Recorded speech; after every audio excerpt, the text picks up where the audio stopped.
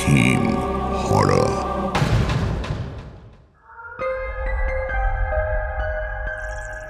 মির্চি বাংলায় শুনছেন best of horror stories. প্রথম গল্প যখন ঘনায় অন্ধকার। শুরু হচ্ছে যখন ঘনায় অন্ধকার।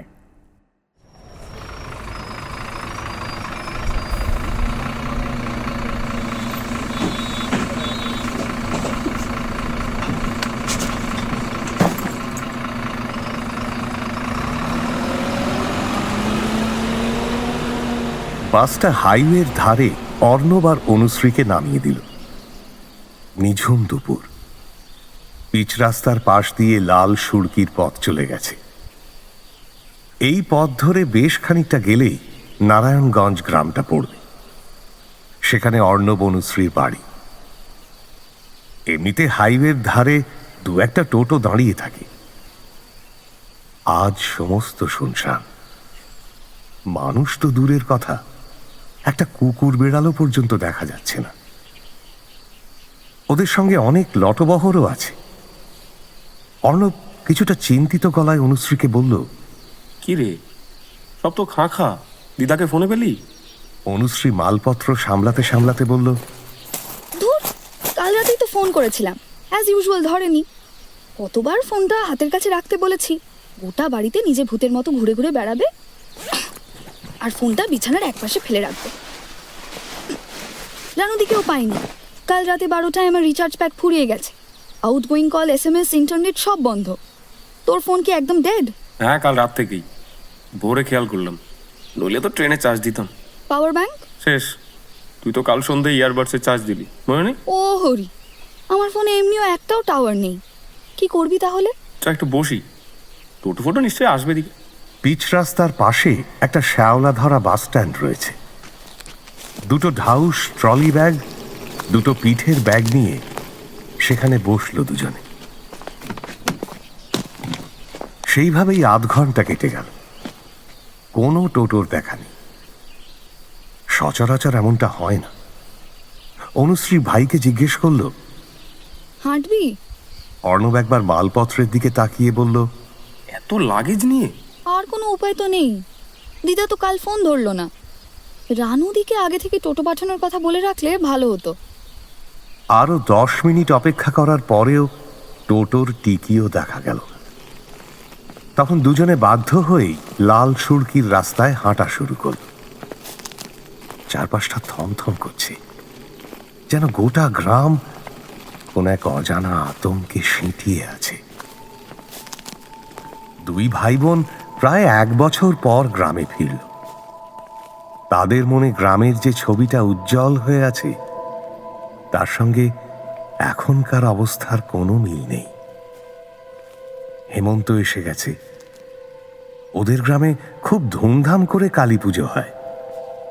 গোটা গ্রামে 1 সপ্তাহ ধরে উৎসব চলে,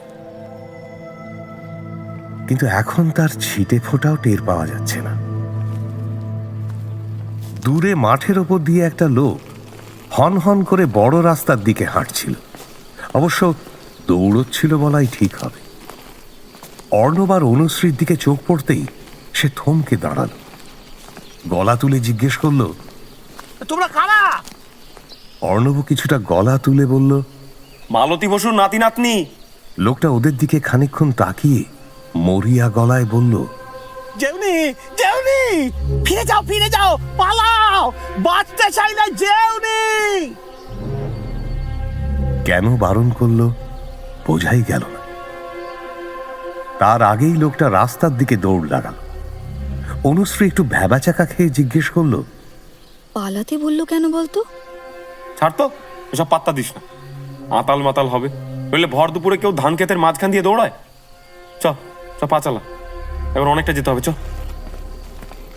ওরা কেউই ভাবেনি এতদিন পর গ্রামে ফিরে এই রকম পরিস্থিতিতে পড়বে।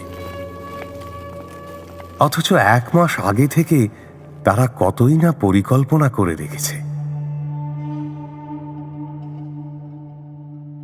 অর্ণব আর অনুশ্রী যমজ ভাই বোন, তবে চেহারায় কোনো মিল নেই।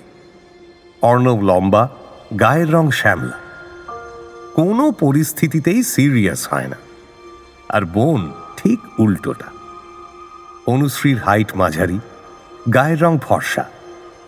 ছোট থেকে সে পড়াশোনাটা মন দিয়ে করে। যে কোনো অবস্থায় মাথা ঠান্ডা রাখা তার একটা মস্ত গুণ। সে বেশ সংবেদনশীল বটে। দুজনকে চট করে ভাই বোন ভাবা মুশকিল, কিন্তু দুজনেই একে অপরকে প্রাণ দিয়ে ভালোবাসে। দুজনের বড় হয়ে ওঠা, পড়াশোনা সব একসঙ্গেই হয়েছে। পন্ডিচেরি বিশ্ববিদ্যালয়ে ওরা মাস্টার্স করতে গিয়েছিল। অর্ণবের বিষয় ইতিহাস আর অনুশ্রী পড়েছে মাইক্রোবায়োলজি। ঠিক 1 সপ্তাহ আগে মাস্টার্সের পরীক্ষা শেষ হয়েছে। সেদিন পরীক্ষা দিয়ে ওরা ঘরে ফিরতেই ওদের দিদা ফোন করেছিল। অনেকটা কথা বললে দিদার হাঁপ ধরে, তাও তিনি কাঁপা কাঁপা গলায় বললেন, ও দিদিভাই, পরীক্ষা হলো? অনুশ্রী ফোনটা লাউড স্পিকারে দিল যাতে ভাইও শুনতে পায়। হ্যাঁ গো, তুমি কেমন আছো? প্রেশারের ওষুধ খেয়েছো তো? আরে হ্যাঁ রে বাবা, তুই অত ভাবিস না। তা বলি, লাট সাহেবের কি খবর? সে আছে দিব্যি, ব্যাগপত্র গোছাচ্ছে। অনেক কিছু নিয়ে যেতে হবে না। এবার তো আর চলে আসার গল্প নেই, একদম পার্মানেন্ট রিটার্ন। আয় দিদিভাই, আয় আয়।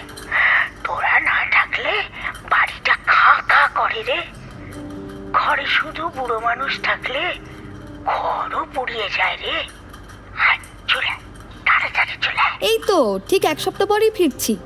তুমি কিন্তু রান্না করে রাখবে। বুবুন বলেই রেখেছে, ভোরে হাওড়া নেমে ও দুপুরে তোমার হাতেরই রান্না খাবে। বৃদ্ধা হেসে উঠলেন। আরো কিছু টুকটাক কথার পর অনুশ্রী ফোন রেখে দিল। অর্ণব দেখল তার বোনের চোখ ছলছল করছে। কাঁধে হাত রেখে সে বলল, ওই, আরে কি হয়েছে? অনুশ্রী চোখ দিয়ে টপ টপ করে জল পড়ল।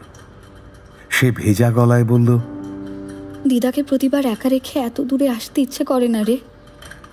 যতবার বাড়ি যাই ভালো লাগে। বুড়ো মানুষটা সারাদিন একা থাকে। বিপদে আপদে আমরা কিছু করতেও পারবো না। ভাবলেই কেমন মায়া হয়, হয় না বল?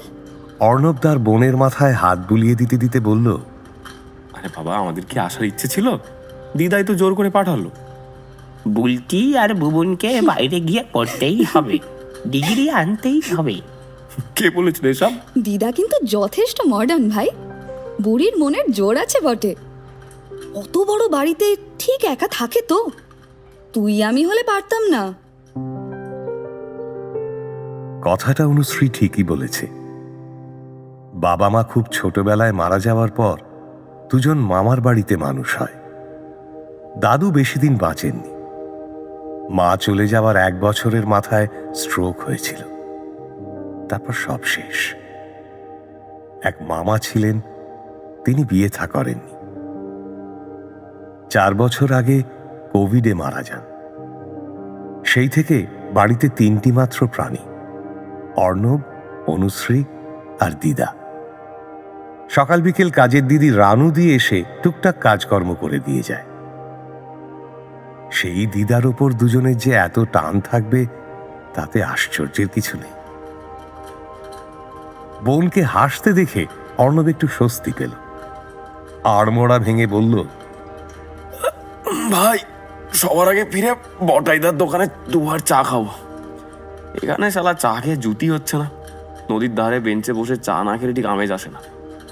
ওই চাটা খুব মিস করি রে।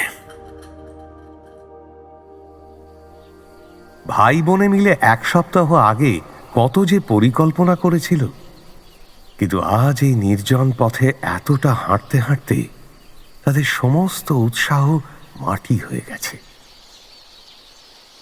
শেষ বিকেলে তারা নদীর চরে পৌঁছল। দুজনেরই প্রচন্ড খিদে পেয়েছে। কাঁধ দুটো ব্যাগের ভারে টনটন করছে। মনে হচ্ছে হাঁটু থেকে পা যেন খুলে যাবে। নদীর ওপর একটা বাঁশের শাঁখও আছে, সেটা পেরোলেই নারায়ণগঞ্জ। শাঁখর কাছাকাছি এসে 2 ভাই বোনেই চমকে গেল।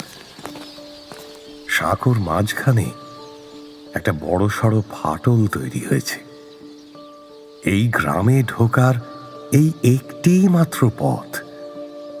অনুশ্রী ফাটলটা দেখিয়ে অর্ণবকে বলল, দেখ, এই জন্যই টোটো ফোটো নেই, রাস্তায় লোকও তো নেই। অর্ণব সায় দিয়ে বলল, কিন্তু ভাঙলোটা কি করে? এখান দিয়ে তো 4 চাকা বা ভারী গাড়ি যায় না। বাইক বা সাইকেল গেলে এরকম হবে কি? কি জানি, যাগে, ভাটা চলছে তো, হেঁটেই পেরিয়ে যাই, চ। জুতো খুলে হাতে নিয়ে নিল ওরা। নরম কাদায় সাবধানে হেঁটে দুজনে এপারে এলো। যেখানে সাঁকো শেষ হয়েছে সেখান থেকে খানিক দূরেই পিচ রাস্তা পড়ে। পথের ধারেই বটাইদা চায়ের দোকান। শীত, গ্রীষ্ম, বর্ষা ভোর 5টা থেকে সন্ধ্যে 7টা অবধি সে দোকান খোলা থাকে। কিন্তু আজ কোনো এক আশ্চর্য কারণে সেটাও বন্ধ। কি এমন হলো যে বটাইদাকেও দোকানের ঝাঁপ বন্ধ রাখতে হলো? রাস্তা একেবারে ফাঁকা, কেউ কোথাও নেই। কিছুটা হেঁটে দুজন তাদের মামার বাড়ির সামনে এসে দাঁড়ান। পুরনো আমলের প্রকাণ্ড বনেদি বাড়ি। এই ধরনের অট্টালিকায় লোক না থাকলে ভীষণ খাঁ খাঁ করে। এই বাড়ির ক্ষেত্রেও তাই হয়েছে। ক্লান্ত গলায় অর্ণব চেঁচাল, দিদা, ও দিদা, দিদা। ঘর থেকে কোনো সাড়া এলো না। ও দিদা। অনুশ্রী আর অর্ণব দিদা। একে অপরের দিকে তাকাল। তারপর অনুশ্রী চেঁচাল, রানুদি, দিদা, ও রানুদি, ও দিদা, দরজা দরজাটা খোলো। খোলো, আমরা এসে গেছি তো। এবারেও কোনো সাড়া নেই। কোনো অজানা আতঙ্কে অর্ণব আর অনুশ্রীর মুখ শুকিয়ে গেল। তারা এগিয়ে গিয়ে কাঠের দরজাটা আলতো করে ঠেলল।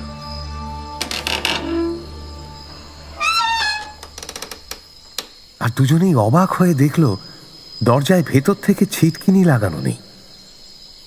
রানুদি এই সময় একটু মোবাইলে সিরিয়াল দেখে, দিদা ঘুমোয়। কিন্তু দুজনেই তো দরজাটা ভেতর থেকে বন্ধ করে রাখে। অর্ণব সাবধানী গলায় বোনকে বলল, বলটি, তুই এখানে একটু দাঁড়া, ব্যাপারটা ভালো ঠেকছে না। আমি একবার দিদার ঘরটা দেখে আসি। একা যাবি? তুই যাবি সঙ্গে? আচ্ছা চ চ, ব্যাগ ফ্যাগ দালান রেখে দে, এগুলো নিয়ে ফালতু টানা আঁচড়া করে লাভ নেই, চ। নোংরা দালানে ওরা ট্রলি ব্যাগগুলো রাখল। তারপর দুজনে দোতলায় উঠল। এমনিতে বারান্দায় অজস্র পায়রা বসে থাকে, কিন্তু আজ তাদেরও দেখা নেই। সব কোথায় কে জানে। দিদার ঘরের সামনে গিয়ে ওরা দরজায় ধাক্কা দিল। দিদা, ও দিদা, দিদা, দরজাটা খোলো না, ও দিদা। সাড়া নেই। ঠেলতেই এই ঘরের দরজাটাও খুলে গেল। ঘুলঘুলির ফাঁক দিয়ে সামান্য আলো আসছে। সেই আলোতেই দেখা গেল খাটে এক বৃদ্ধা শুয়ে আছেন। অনুশ্রী তড়িঘড়ি ঘরে ঢুকে দিদাকে একটা ঝাঁকুনি দিয়ে বলল, ও দিদা, অবেলায় ঘুমোচ্ছ? শরীর খারাপ নাকি গো? আরে তুমি দেখো কারা এসেছে। অর্ণব পেছন থেকে ডাকল। ও দিদা। তাদের ডাকে দিদা পাশ ফিরলেন। দুই ভাই বোন চমকে উঠল। তাদের দিদার এ কি ভয়ঙ্কর চেহারা হয়েছে। চোখ মুখের চামড়া খুঁচকে গেছে, চুলগুলো পাতলা, দাঁত নখ সব কালো, ঠোঁটে একটা কালচে ভাব, মুখ দিয়ে দুর্গন্ধ বেরোচ্ছে। নাতনির হাতের স্পর্শ পেয়ে দিদার চোখ দুটো খুলল। অনুশ্রী দেখল দিদার চোখ দুটো সব থেকে ভয়াবহ, ঘোলাটে, যেন যেন কোনো মানুষ নয়। সেই চোখ কোনো ভিন গ্রহের শয়তানের।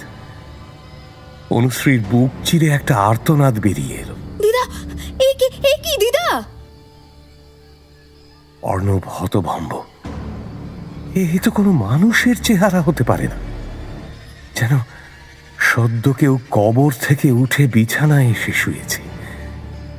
নাতনিকে দেখে বৃদ্ধার মুখে একটা নিষ্ঠুর হাসি ফুটে উঠল।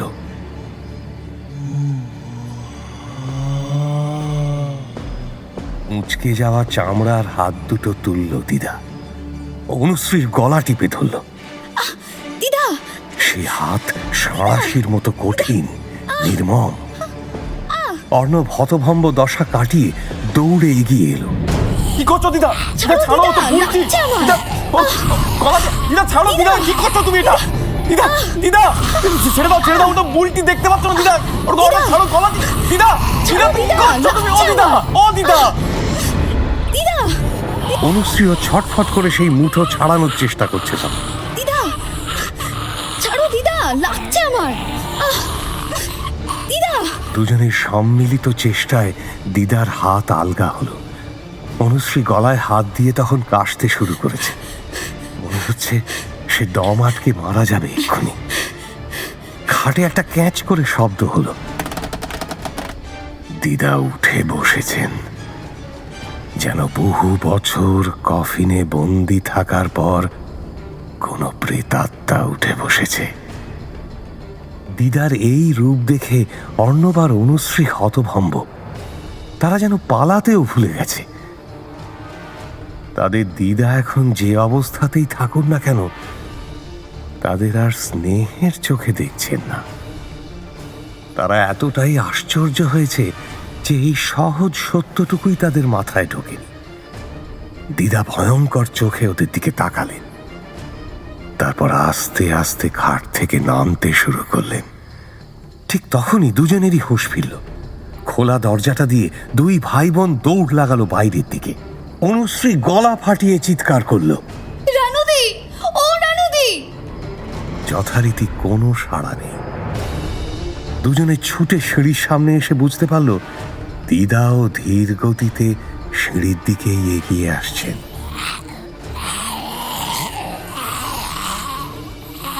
খানিকক্ষণ আগেই সূর্য ডুবে গেছে, আর কিছুক্ষণের মধ্যেই নামবে ঘুরঘুরটি অন্ধকার।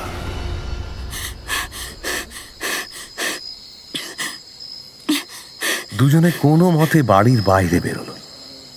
বাইরে তখন অন্ধকার নেমেছে, পুকুরের জল স্থির হয়ে আছে। হঠাৎ পুকুর পাড়ের পাশে কচু পাতা নড়ে উঠল, যেন একটা খচমচ শব্দ শোনা গেল। একটু আগেই যা ঘটেছে তারপর আর বেশি কৌতূহল না দেখানোই ভালো। কিন্তু এখন যে কি করা উচিত সেটা ওরা দুজনেই বুঝতে পারল না। অনুশ্রী তার ভাইকে বলল, ফোনের টর্চটা জ্বেলে দেখতো। ফ্ল্যাশ লাইট জেলে অর্ণব ঝোপের দিকে এগিয়ে গেল। পুকুরের ধারে একটা বড় বেদি আছে, এখন ওটার ওপর আগাছা জন্মে গেছে। সেই বেদিটাতেই এখন রানুদি বসে রয়েছে। সন্ধ্যের আলোয় তার মুখটা অল্প দেখা যাচ্ছে, কিন্তু তাতেই যে কোনো সুস্থ স্বাভাবিক মানুষের হাড় হিম হয়ে যেতে পারে। গত পুজোয় দিদা রানুদিকে একটা নাকছাবি গড়িয়ে দিয়েছিল। সেই নাকছাবিটা ঝিকিয়ে উঠছে, ঠোঁটের পেছনে দুটো ধারালো দাঁত চকচক করছে। রানুদির চোখে ঠিক দিদার মতোই একটা অমানুষিক দৃষ্টি। ফোনের ওই অল্প আলোতেই দেখা গেল রানুদিরও হাতের চামড়া কুঁচকে গেছে, দাঁতে নখে কালো দাগ। ওদের একটা সাদা কালো পায়রা ছিল। রানুদি সেই পায়রাটাকেই হাতের মুঠোর মধ্যে ধরে কাঁচা চিবিয়ে খাচ্ছে। সাদা পালক ছিঁড়ে ছিঁড়ে মাটিতে পড়ছে। হঠাৎ পায়রা চিবোনো বন্ধ হলো।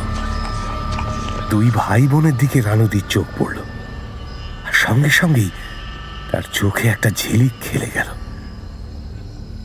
শিকার কাছে এলে শিকারী পশুর চোখে এমন ঝিলিক আসে। বোধহয় রানুদি আরো বড় শিকারের তাল করছে। ওদিকে বিশাল কাঠের দরজাটা খুলে গেল। দিদা বেরিয়ে আসছেন। তার ভয়ঙ্কর দৃষ্টি নাতি নাতনির ওপর স্থির হয়ে আছে। দুই ভাই বোন ভয়ে চিৎকার করে উঠল। দিদা দিদা দিদা দিদা কি আছে দিদা? এই তো আমরা, আরে তুমি চিনতে পারছো না দিদা? আমরা তো দিদা দিদা কোনো দিকে না তাকিয়ে দুজনে প্রাণপণে দৌড় লাগালো। দৌড়ো দৌড়ো সামনে, আরে দৌড়ো।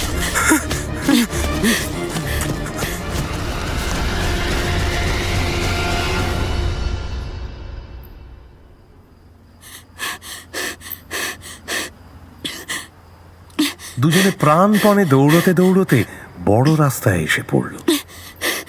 মোবাইলে নেটওয়ার্ক নেই। অনুশ্রী বলল, বুবুন একবার পুলিশে ফোন কর। চার্জ নেই বুলটি, ডেড। কাল রাতে বললাম না। আমার তো কল যাবে না, পুলিশে জানাতেই হবে বুবুন।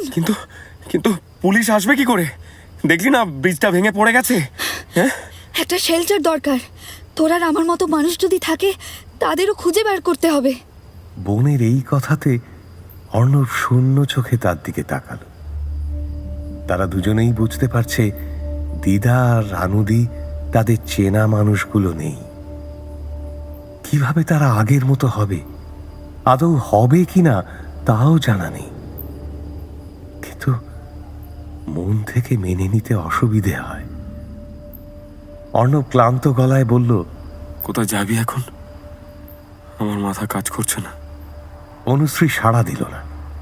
অনুশ্রী মনে মনে ভাবল, কোথায় যাওয়া যায়? পুরনো শ্মশানকালী মন্দিরে যাওয়া যায়, কিন্তু জায়গাটা বেশ দূরে আর খুব দুর্গম। অন্য আর একটা জায়গার কথা মনে পড়ল তার। তাই অনুশ্রী বলল, বুবুন সার্কাস বাড়ি চ। বলার সঙ্গে সঙ্গে অর্ণব রাজি হল। রাস্তায় অন্ধকার নেই। উৎসবের জন্য অনেক আলোর বোর্ড লাগানো হয়েছিল। গাছের গায়ে টিউবলাইট জড়ানো, সেগুলো নেভানো হয়নি। নেভানোর মতো লোকই আর বোধহয় নেই। সেই আলোতেই দুজনে সার্কাস বাড়ির পথে এগোল।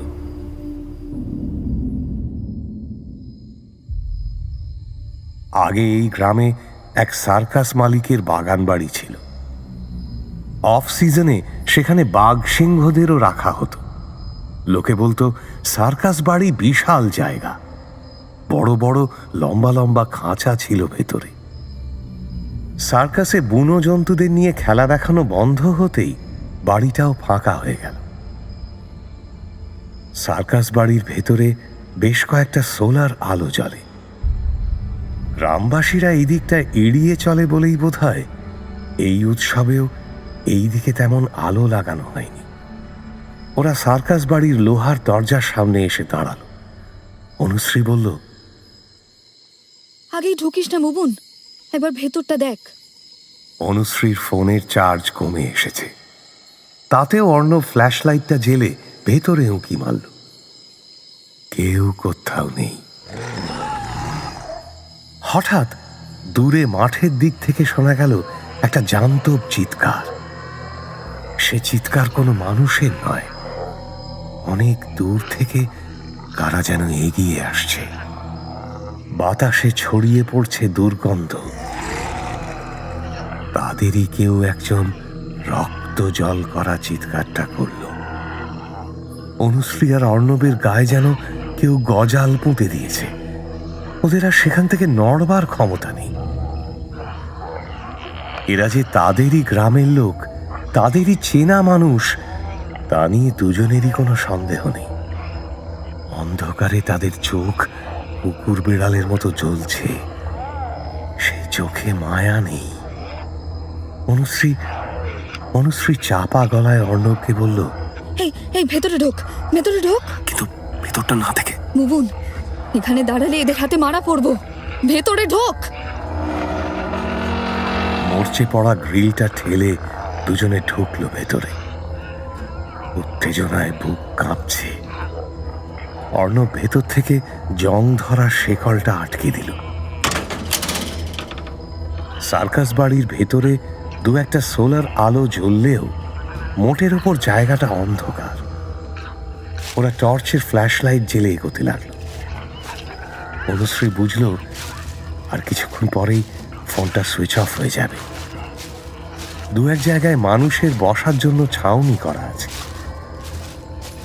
সেই রকম একটা ছাউনির দিকে আলো ফেলতেই অনুশ্রী এতটাই চমকে উঠল যে হাত থেকে আরেকটু হলেই ফোনটা পড়ে যেত।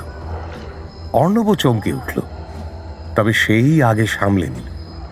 চাপা গলায় বোনকে বলল, মানুষ না হলে কথা বলতো না। দুজনে এগিয়ে গিয়ে দেখল শেডের তলায় জড়সড় হয়ে বসে তাদের গ্রামের সিধুদা আর তার বউ পারুলদি। দুজনেরই মুখ ভয়ে সাদা হয়ে গেছে। মুখে আলো পড়তে তাদের চোখ কুঁচকে গেল। সিধুদা সর্দি বসা ঘড়ঘড়ে গলায় বলে উঠল, কে তোমরা? কে তোমরা? অর্ণব আর অনুশ্রী এতক্ষণ পর কোনো জ্যান্ত মানুষ দেখে যেন প্রাণ ফিরে পেল।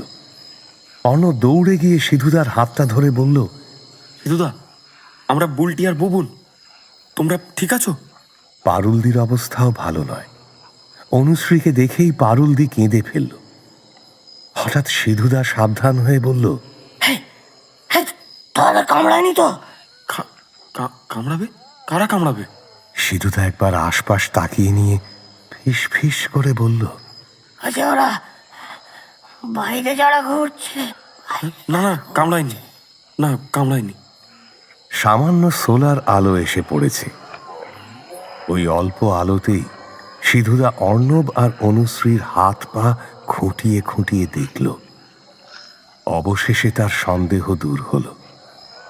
দুজনেরই ভীষণ তেষ্টা পেয়েছে। একটু জলের ব্যবস্থা করতে হবে, না হলে বাইরের জীবগুলোর থেকে বেঁচে গেলেও পিপাসাতেই ওরা মরে যাবে হয়তো। অর্ণব বলল, বুলটি, তুই ওদের কাছে বস, আমি কালীতলা টিউবওয়েলটা থেকে একটু জল ভরে আনি। কথাটা বলতেই অনুশ্রী খারিজ করে দিল। বলল, তুই খেপেছিস? এখন একা একা বাইরে বেরোবি? দেখছিস না বাইরে কারা ঘুরে বেড়াচ্ছে? অর্ণব বুঝল এই সময় বোনের এই চিন্তাটা হওয়া স্বাভাবিক, কিন্তু সেই জীবগুলোর কয়েকটা দুর্বলতা বুঝতে পেরেছে। তাই বোনকে শান্ত গলায় সে বলল, ভেবে দেখ বুলটি, এরা কি আমাদের পেছনে দৌড়েছিল? না তো। তার মানে এরা দৌড়তে পারে না, গেট খুলে ঢুকতেও পারেনি। ওদের ব্রেন কাজ করে না, না হলে ভেতরে ঢুকে আসতো ঠিক। তুই চিন্তা করিস না, সেরকম হলে আমি চারদিক না দেখে ছুটবো, কিন্তু জল আনতেই হবে, নাহলে এই ঘরের ভেতরে তেষ্টাতেই মরে যাব। অর্ণব যুক্তি দিয়ে কথা বলল বলেই বোধহয় অনুশ্রী একটু শান্ত হল। অর্ণব জল আনতে বেরিয়ে গেল। পারুলদি আর সিধুদা কিছুক্ষণ তাকিয়ে রইল। সিধুদার বাঁ পা হাঁটুর তলা থেকে অচল, ক্রাচ নিয়ে চলাফেরা করে। পালাতে পারেনি বলেই বোধহয় এই সার্কাস বাড়িতে লুকিয়ে আছে। অনুশ্রী জিজ্ঞেস করল, কি ব্যাপার বলো তো? কি হয়েছে গোটা গ্রামে? সিধুদা শূন্য চোখে কিছুক্ষণ মেঝের দিকে তাকিয়ে রইল, যেন ভয়ঙ্কর কোনো দুঃস্বপ্ন ফিরে দেখবার জন্য মনে মনে তৈরি হচ্ছে। তারপর সেই সর্দি বসা ঘড়ঘড়ে গলায় বলল, 3 দিন আগে রায়দের ছোট মেয়েটার আশীর্বাদ ছিল। গত সপ্তাহে শ্মশান কালী পুজো হয়েছে, তার উপর গাঁয়ের জমিদার বাড়ির ছোট মেয়ের আশীর্বাদ। গোটা গ্রামে কয়েকদিন ধরে হইচই চলেছে। আশীর্বাদে সবার নিমন্ত্রণ ছিল, আমারও ছিল। আমার ভাইরাল হয়েছিল কদিন আগে, শরীরটা ভালো ঠেকছিল না, তা আমি যেতে পারিনি গো। বিশাল আয়োজন করেছিল। প্রতাপগঞ্জের ভেড়ির মালিক রোহন সাঁতরা ওই মাছ ফাজ দিয়েছিল, মিষ্টি ফিষ্টি দিয়েছিল, আর একটা বড় দোকান। সব মিলিয়ে একেবারে বিশাল ব্যাপার। আমার বাড়ির দোতলার বারান্দা থেকে তো ওদের উঠোনটা দেখা যায়। দেখলাম দুপুরে পুরো গাঁয়ের লোক নেমন্তন্ন খেতে এলো। হই হই হলো, বাজনা ফাজনা বাজলো। তারপর বিকেলের মধ্যে সবাই বাড়ি চলে গেল। কিন্তু কিন্তু বিকেলের পর থেকেই বাড়িটা কেমন যেন পাল্টে যেতে শুরু করলো। লোকজনের চিৎকার চেঁচামেচি শুনতে পেলুম। রাত্রির দিকে একটা অ্যাম্বুলেন্সও এলো। কে বলবে এই বাড়িতে দুপুরে একটা উৎসব ছিল। লোকজন কান্নাকাটি করতেছে। অ্যাম্বুলেন্সটাও বেড়ে গেল। তারপর কি হলো সিধুদা? সেই যে অ্যাম্বুলেন্সটা বেড়ে গেল, তারপর ওই বাড়িতে সে রাত্রে আর কেউ ফেরেনি। রাত্রির দিকে ঘুম আসছিল না বলে বারান্দায় বিড়ি টানতে বেরিয়েছি। দেখি কি রায়দের গিন্নিমা হলুদ আলো জেলে চুপ করে জানলায় দাঁড়িয়ে আছেন, জঙ্গলের দিকে চেয়ে আছেন। যতদূর মনে পড়ে চুলগুলো খুব এলোমেলো ছিল। অল্প আলোতে ভুলও দেখে থাকতে পারি অবশ্যই। ভাবলাম বাড়িতে অসুখ বিসুখ হয়েছে, মন মেজাজ বুঝি ভালো নেই। মিনিট কয়েক পর দেখি গিন্নিমা উঠোন দিয়ে বেরোচ্ছেন, খুব ধীরে ধীরে হাঁটছেন। ঠিক সিংহ দুয়ারটা পেরোনোর আগে একটা চিৎকার করলেন। শুনলে ভয়ে রক্ত জল হয়ে যায়। তারপর আস্তে আস্তে দরজা দিয়ে বেরিয়ে গেলেন। আর এরপর আর কোনো সাড়া শব্দ পাইনি। শুধু বহুবার একটা ছাগলের ডাক শুনেছিলাম। একটা সময় পর সেই ছাগলটাও নিতিয়ে গেল। আমি অত রাতে আর নিচে নেমে দেখতে পারিনি, কিন্তু বুঝেছি কিছু একটা গড়বড় হয়েছে। পুরোটা শুনে অনুশ্রী একটু অবাক হলো। জিজ্ঞেস করলো, পারুলদি কোথায় ছিলে? তুমি তখন বাড়ি ছিলে না? আমার বোনের বাচ্চা হবে বলে আমি তো বাপের বাড়ি গেছিলাম। ফিরেছি তো আজ ভোরে, জানি না এসব। আজ ফিরে দেখি গোটা গ্রামে কেউ কোথাও নেই, আমার বাড়ি ফাঁকা। তারপর খুঁজতে খুঁজতে দেখি ও এখানে এসে লুকিয়ে আছে। সিধুদা বলে চলল, সমস্যাটা হলো ওই আশীর্বাদের পর দিন থেকেই পারুল ছিল না বলে একটা ছেলে আমার দেখাশোনা করত। সকালে আসতো আর সন্ধে নাগাদ বাড়ি চলে যেত। সেই দিন সে ছেলেটা এলো না। সারা সকাল বসে রইল, কখন আসে। সন্ধ্যের সময় একটু বারান্দায় গেছি, শুনলাম নিচ থেকে কে যেন উঠে আসছে। ঘটাং করে আংটাটা খুলল। আমি ডাকলুম, কোনো সাড়া শব্দ পেলুম না। নির্জন বাড়ি, চোরের নেয়ার মতো বিশেষ কিছুই নেই, কিন্তু যখন তখন করলে তো মুশকিল। পাশের বাড়িতে তো সকাল থেকেই কারুর দেখা নেই, ডাকলেও কারু সাড়া পাবো না। আবার ডাকলুম, এবার স্পষ্ট শুনতে পেলুম সিঁড়ির কাঠের দরজাটা হাট করে খুলে গেল। 0 ওয়াটের হলুদ আলোতে দেখতে পেলুম পরাণ উঠে আসছে। কিন্তু যে ছেলেটা আমার দেখাশোনা করে সে নয়। এর চোখে মুখে অদ্ভুত হিংস্রতা, নাকে ভক করে একটা পচা ব্যবসা গন্ধ এলো, যেন একটা মরা মানুষ উঠে আসছে। অনুশ্রী লক্ষ্য করল, বলতে বলতে সিধুদা এই হেমন্তেও কেমন ঘেমে উঠেছে। সিধুদার গলা ভারী হয়ে এলো। সে বলতে লাগলো, আমি ভয়ে গলা ফাটিয়ে চেঁচিয়ে ওকে এক ধাক্কা মেরে নেমে এসেছি। পেছনে আওয়াজ হতেই বুঝলুম ছেলেটা সিঁড়ি থেকে সপাটে আছাড় খেয়ে পড়ল। কিন্তু তাতে তার কোনো বিকার নেই গো, মাথা ফেটে রক্তে ভেসে যাচ্ছে।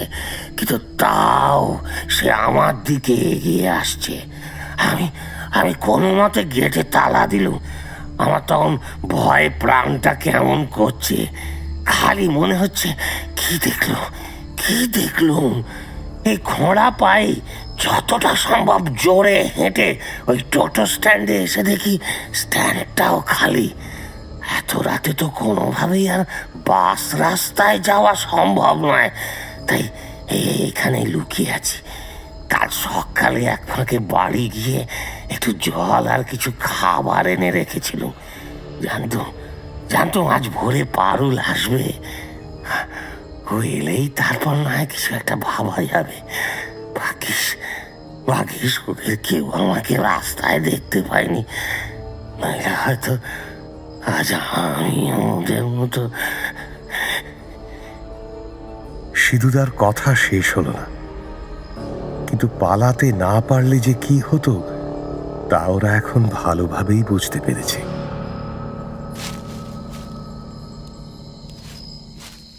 কালীতলা চত্বরটা বেশ নির্জন, এমনিতেই এদিকে লোক আসে না, তার উপর এখন তো আর কথাই নেই।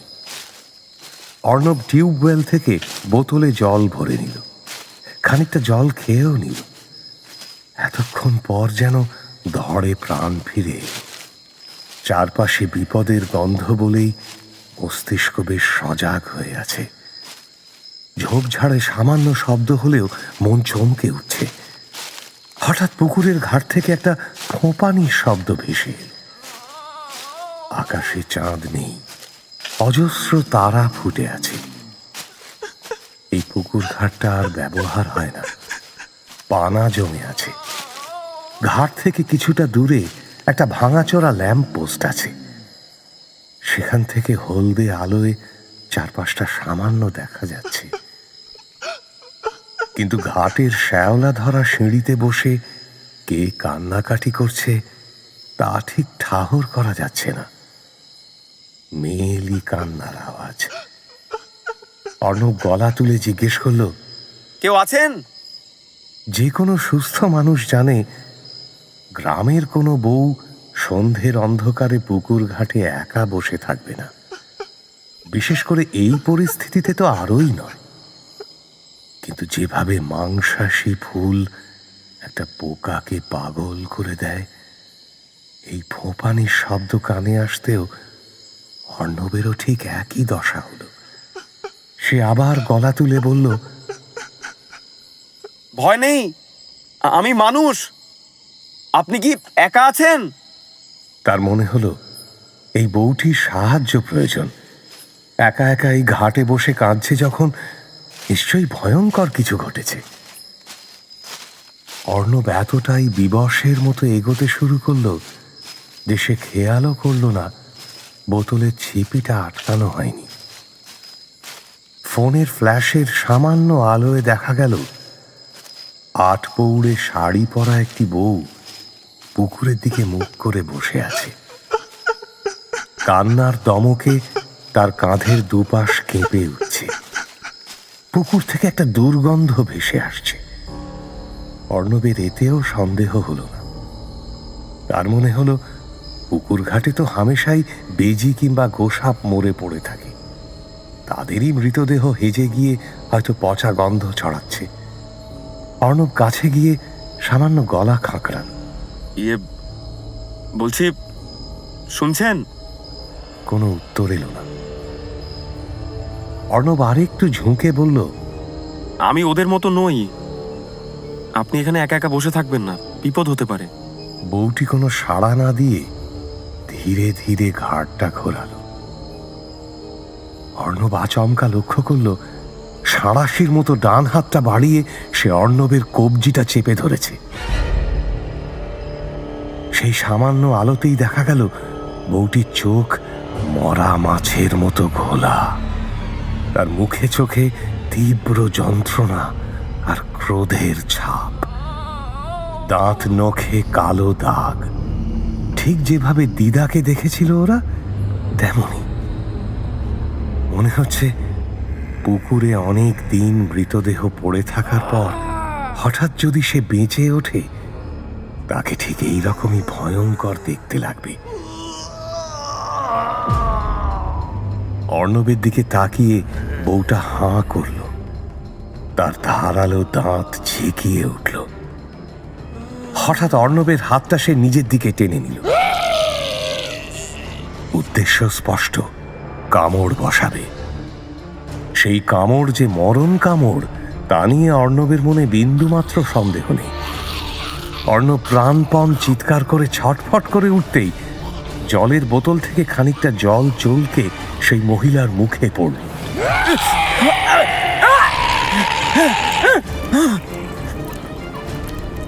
আর ঘটল এক আশ্চর্য ঘটনা। বোতল থেকে জল পড়তেই বউটির মুখ পুড়ে গিয়ে ধোঁয়া বেরোতে শুরু করল। আর সেই জ্বালায় বুক ফাটা চিৎকার করে উঠল বউটা। কোন সুস্থ মানুষ সেই চিৎকার শুনে আর দাঁড়িয়ে থাকতে পারে না। দু হাতে মুখ ঢেকে চিৎকার করতে করতে বউটা মাটিতে লুটিয়ে পড়ল। কাটা পাঁঠার মতো ছটফট করতে লাগলো যেন। অর্ণব এতক্ষণ যেন নেশার ঘরে ছিল। চোখের সামনে বউটিকে লুটিয়ে পড়ে এইভাবে চিৎকার করতে দেখে তার ঘোর কেটে গেল। সে জলের বোতলটা নিয়ে দৌড় লাগালো।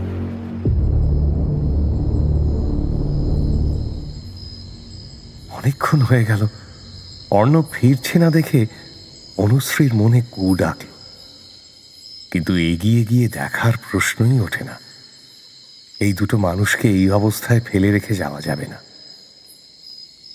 পাশাপাশি তার মনে এই ঘটনা থেকে বাঁচারও একটা হালকা আশা উঁকি দিয়েছে। সে পারুল দিকে জিজ্ঞেস করল, তুমি সিধুদাকে নিয়ে পালাওনি কেন? কিভাবে পালাবো? যখন মানুষটার সন্ধান পেলাম তখনই তো বেলা গড়িয়ে গেছে। কোথাও গাড়ি ঘোড়া নেই, থানায় নম্বর লাগছে না। ওরাই ব্রিজ ভেঙেছে কিনা তাও তো জানি না। এই মানুষটাকে নিয়ে 12-13 কিলোমিটার পথ যেতে যেতে তো রাত্রির হয়ে যাবে। আর রাত্রিরে জঙ্গলে পথ ধরে কিভাবে যাব বলো? এই মানুষটার সঙ্গে থাকবো ফোন করে নিয়েছি সেই বিয়ের রাত্রিরে। এখন একে ছেড়ে গেলে আমার কি ধম্মে সইবে?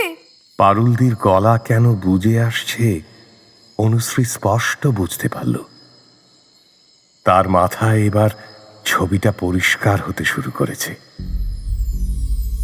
মাস্টার্সের শেষ বছরে নিজের পেপার পড়ার জন্য তাকে বিভিন্ন সেমিনারে যেতে হয়েছিল। কেরালায় এক মগজ খেকো অ্যামিবার সন্ধান পাওয়া গেছে। জলে থাকে। সেই জলে মানুষ স্নান করতে নামলে নাকি নাক দিয়ে ঢুকে মস্তিষ্কে সমস্যা সৃষ্টি করে। মানুষটি নানাভাবে ভুগতে ভুগতে মারা যায়। এই অ্যামিবার ভেরিয়েন্ট নিয়েই তার আগ্রহ। সরাসরি না হলেও পরোক্ষভাবে এই সংক্রমণ কিভাবে ছড়াতে পারে, পরিষ্কার জল ব্যবহার করে কিভাবে এর মোকাবিলা করা যায়, এর ওষুধ কি হতে পারে, তাই নিয়েই তার গবেষণা। নিজের পড়াশোনা প্রশিক্ষণ কাজে লাগিয়ে সে অঙ্ক মেলাতে শুরু করল। শুধু কয়েকটা যোগসূত্র পাওয়া বাকি। তার গবেষণার প্রয়োজনে সে যখন বাংলার কিছু জায়গা নিয়ে খোঁজাখুঁজি করছে, প্রতাপগঞ্জের কয়েকটা ভেড়ির কথা উঠে এসেছিল বটে। সে জিজ্ঞেস করল, প্রতাপগঞ্জের ভেড়ি নিয়ে কি সব ঝামেলাঝাটি হয়েছিল না? কিন্তু সে তো বেশ পুরনো ব্যাপার। ভেড়ির পাশে একখানা কারখানা তৈরি হয়েছিল। জঞ্জাল এসে ওই ভেড়ির পাশের খালটায় গিয়ে মিশত, মাছ ফাছ মরে যেত। এই নিয়ে মাঝখানে খুব ক্যাচাল হয়েছিল বটে, কিন্তু তারপর ব্যাপারটা থিতিয়ে যায়। এর মধ্যে কোনো ঝামেলা ঝাঁটি হয়েছে বলে তো শুনিনি। অবশ্যই প্রতাপগঞ্জে তো প্রচুর ভেড়ি। রোহনের নিজেরই তো কত ভেড়ি। ও তো রায়দের কিরম একটা আত্মীয় হয়, তাই মাছ ফাছ এদিকে পাচার করে দিয়েছে। রায়দেরও খরচ বাঁচল, আর রোহনেরও ওই ফালতু মাছগুলোর একটা হিল্লে হয়ে গেল। পুরো ছবিটা বুঝে নিতে অনুশ্রীর অসুবিধে হলো না। সে স্পষ্ট বুঝতে পারল কারখানা থেকে কোনোভাবে দূষিত জঞ্জাল এসে ভেড়ির জলে মিশেছে। মাছগুলো এখন আর মরছে না বটে, কিন্তু তাদের শরীরের হালচাল ভেতর থেকে পাল্টে গেছে। মানুষ সেই মাছ খেলে তার মস্তিষ্কের গঠন পাল্টে যাচ্ছে, আর মানুষ জম্বিতে পরিণত হচ্ছে। বেঁচে থাকার জন্যই তাকে কাঁচা মাছ খেতে হচ্ছে, আর কামড়ে অন্য মানুষকে সংক্রমিত করতে হচ্ছে। রায়েদের উৎসবে প্রতাপগঞ্জের ভেড়ির মাছ খাওয়ানো হয়েছিল, তাই যারা সেই মাছ খেয়েছে তারা সরাসরি সেই রোগে আক্রান্ত হয়েছে। যারা খায়নি তারা বাকিদের আক্রমণে সংক্রামিত হয়েছে। এই ধরনের সংক্রমণ মানুষ থেকে মানুষে ছড়ায় এমন নজির আগে ছিল না, কিন্তু এটা একটা নতুন ধরনের সংক্রমণ। এই ভূত প্রেতের ব্যাপার নয়। আমেরিকায় যে ধরনের সিনেমা দেখা যায়, এ পুরো তারই বাস্তবায়ন। জম্বিদের আক্রমণ। এদের ইমোশন নেই, কগনিটিভ স্কিলস আছে কিনা তাও বিচার্য ব্যাপার। ব্যথা বেদনার অনুভূতিগুলো কিছুটা ফিকে, নইলে পরাণ মাথা ফেটে যাওয়াতে ব্যথা পেত। অনুশ্রীর বৈজ্ঞানিক মস্তিষ্ক দ্রুত অঙ্কগুলো মেলাতে থাকে। সে বলে, দেখো সিধুদা পারুলদি, আমি নিশ্চিত এরাই ব্রিজ ভেঙে দিয়েছে। কিভাবে ভেঙেছে তা অবশ্য বলতে পারবো না, কিন্তু এরাই ভেঙেছে তা নিয়ে আমার কোনো সন্দেহ নেই। তাই এদের পুরোপুরি ব্রেন ডেড বলা যাবে না। কিসে কি হয় সে ব্যাপারগুলো এরা জানে। এরা এক ধরনের বিবর্তনের পর্যায়ে আছে। মানুষকে জম্বিতে এই নতুন সংক্রমণ পরিণত করছে। ভেবে দেখো, এরা ব্রিজটা ভাঙলো কেন? পারুলদি কিছুটা ভেবে বলল, তার মানে এরা মানুষকে নদী পেরোতে দিতে চায় না, বাইরের কাউকেও এই গ্রামে ঢুকতে দিতে চায় না। একদম ঠিক। তার মানে এরা নিজেরা নদী পেরোতে পারবে না, তাই মানুষও যাতে পালাতে না পারে সেটার ব্যবস্থা করছে। নদীর জল স্বচ্ছ, কারণ এখনও এই নদীতে দূষণের ছোঁয়া লাগেনি। পরিষ্কার জলে এই ধরনের সংক্রমণ তৈরি হতে পারে না। মানে মানে হ্যাঁ, এরা পরিষ্কার জলকে ভয় পায়। সিধুদা চোখ বড় বড় করে বলে ওঠে, এটা তুই ঠিক বলেছিস তো? অনুশ্রী বলে চলল, তোমাদের কথা থেকেই বুঝতে পারছি এরা দিনের আলোয় বেরোয় না। আমরা দিনের বেলায় অতটা রাস্তা হেঁটে এলাম, এদের কাউকে দেখতে পাইনি। সন্ধ্যের পরেই দিদার ঘুম ভাঙল। রানুদিও সূর্য ডোবার পরেই বেরিয়েছে। পরাণ নামের ছেলেটিও তোমাদের বাড়ির সন্ধ্যের সময়ই এসেছিল। তার মানে জলকে ভয় পাওয়ার পাশাপাশি এরা সূর্যের আলোও সহ্য করতে পারে না। এই সংক্রমণের বীজ জলের গভীরে থাকে, সেখানে সূর্যের আলো পৌঁছতে কখনোই পারে না। হ্যাঁ, তাই এদের এত ভয়। এরা দুজন আসার আগে অবধি সিধুদা আর পারুলদি বাঁচার কোনো পথই দেখতে পায়নি, কিন্তু এখন তারা নতুন আশা পেয়েছে। সিধুদা বলল, আরে বলটি, সবই তো বুঝলাম, কিন্তু এরা সার্কাস বাড়িতে ঢুকতে পারেনি কেন? ভুবন সামান্য ভুল বুঝেছিল। ওরা গেট খুলতে পারে না তা নয়, চাইলেই গেট খুলে ভেতরে ঢুকে আসতে পারে। কিন্তু সার্কাস বাড়িতে ইলেকট্রিক নয়, সোলার ল্যাম্প জ্বলছে। সূর্যের আলো ডিরেক্ট না হলেও প্যাসিভ তো, তাই এরা এখানে ঢুকতে পারেনি। বাঁচার উপায় আছে? অনুশ্রীর মাথায় দ্রুত বাঁচার একটা উপায় খেলা করে গেল। 7-5 ভাবতে ভাবতেই সার্কাস বাড়ির ফটকটা সশব্দে খুলে গেল। হাঁচড় পাঁচড় করতে করতে অর্ণব ঢুকল। তার কথা জড়িয়ে যাচ্ছে। এখনো সে ওই ভয়ঙ্কর দৃশ্যের ধাক্কা সামলে উঠতে পারেনি। এগিয়ে এসে জলের বোতলটা অনুশ্রীর হাতে দিয়ে হাঁপাতে হাঁপাতে সে বলল,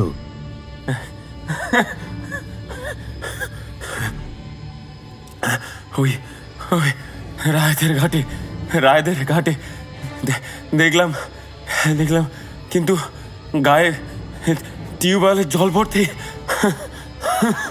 কথা শেষ না করতেই হাত তুলে তাকে থামালো অনুশ্রী।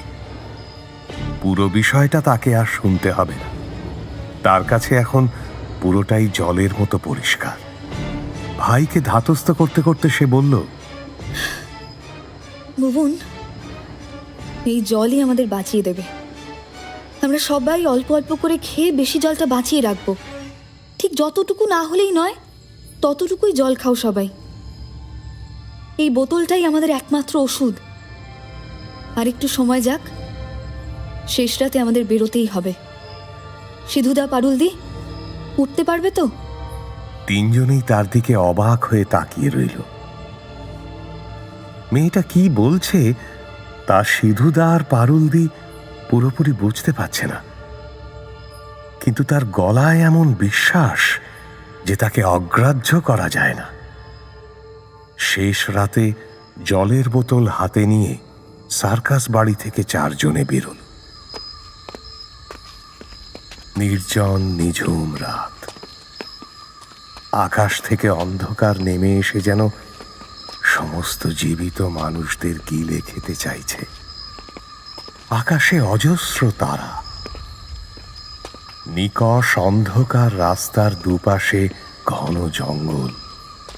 সেখান থেকেও যেন চারজনের ওপর অসংখ্য চোখ নজর রাখছে।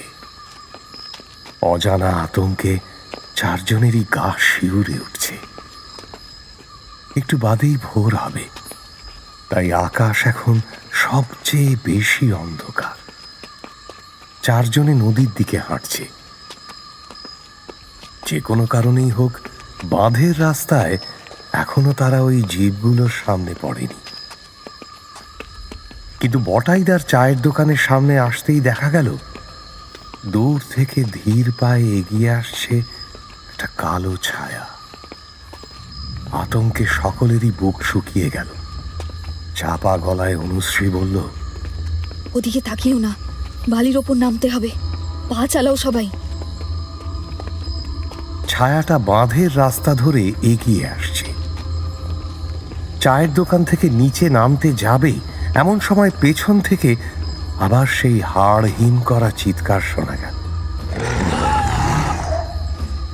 চারজন পেছন ফিরে দেখল সেই জম্বিদের একটা গোটা দঙ্গল তাদের দিকেই এগিয়ে আসছে। আর সামনে থেকে যে ছায়ামূর্তিটা এগিয়ে আসছিল সে আর কেউ নয়, অনুশ্রী অর্ণবের দিদা। অর্ণব আতঙ্কে কাঁপা কাঁপা গলায় বলল, উল্টি দিদা এগিয়ে আসছে। অনুশ্রীরও পা কাঁপছে। সে যা পরিকল্পনা করেছে সেটা ব্যর্থ হলে এদের মতো হয়ে যাওয়া ছাড়া আর কোনো উপায় নেই।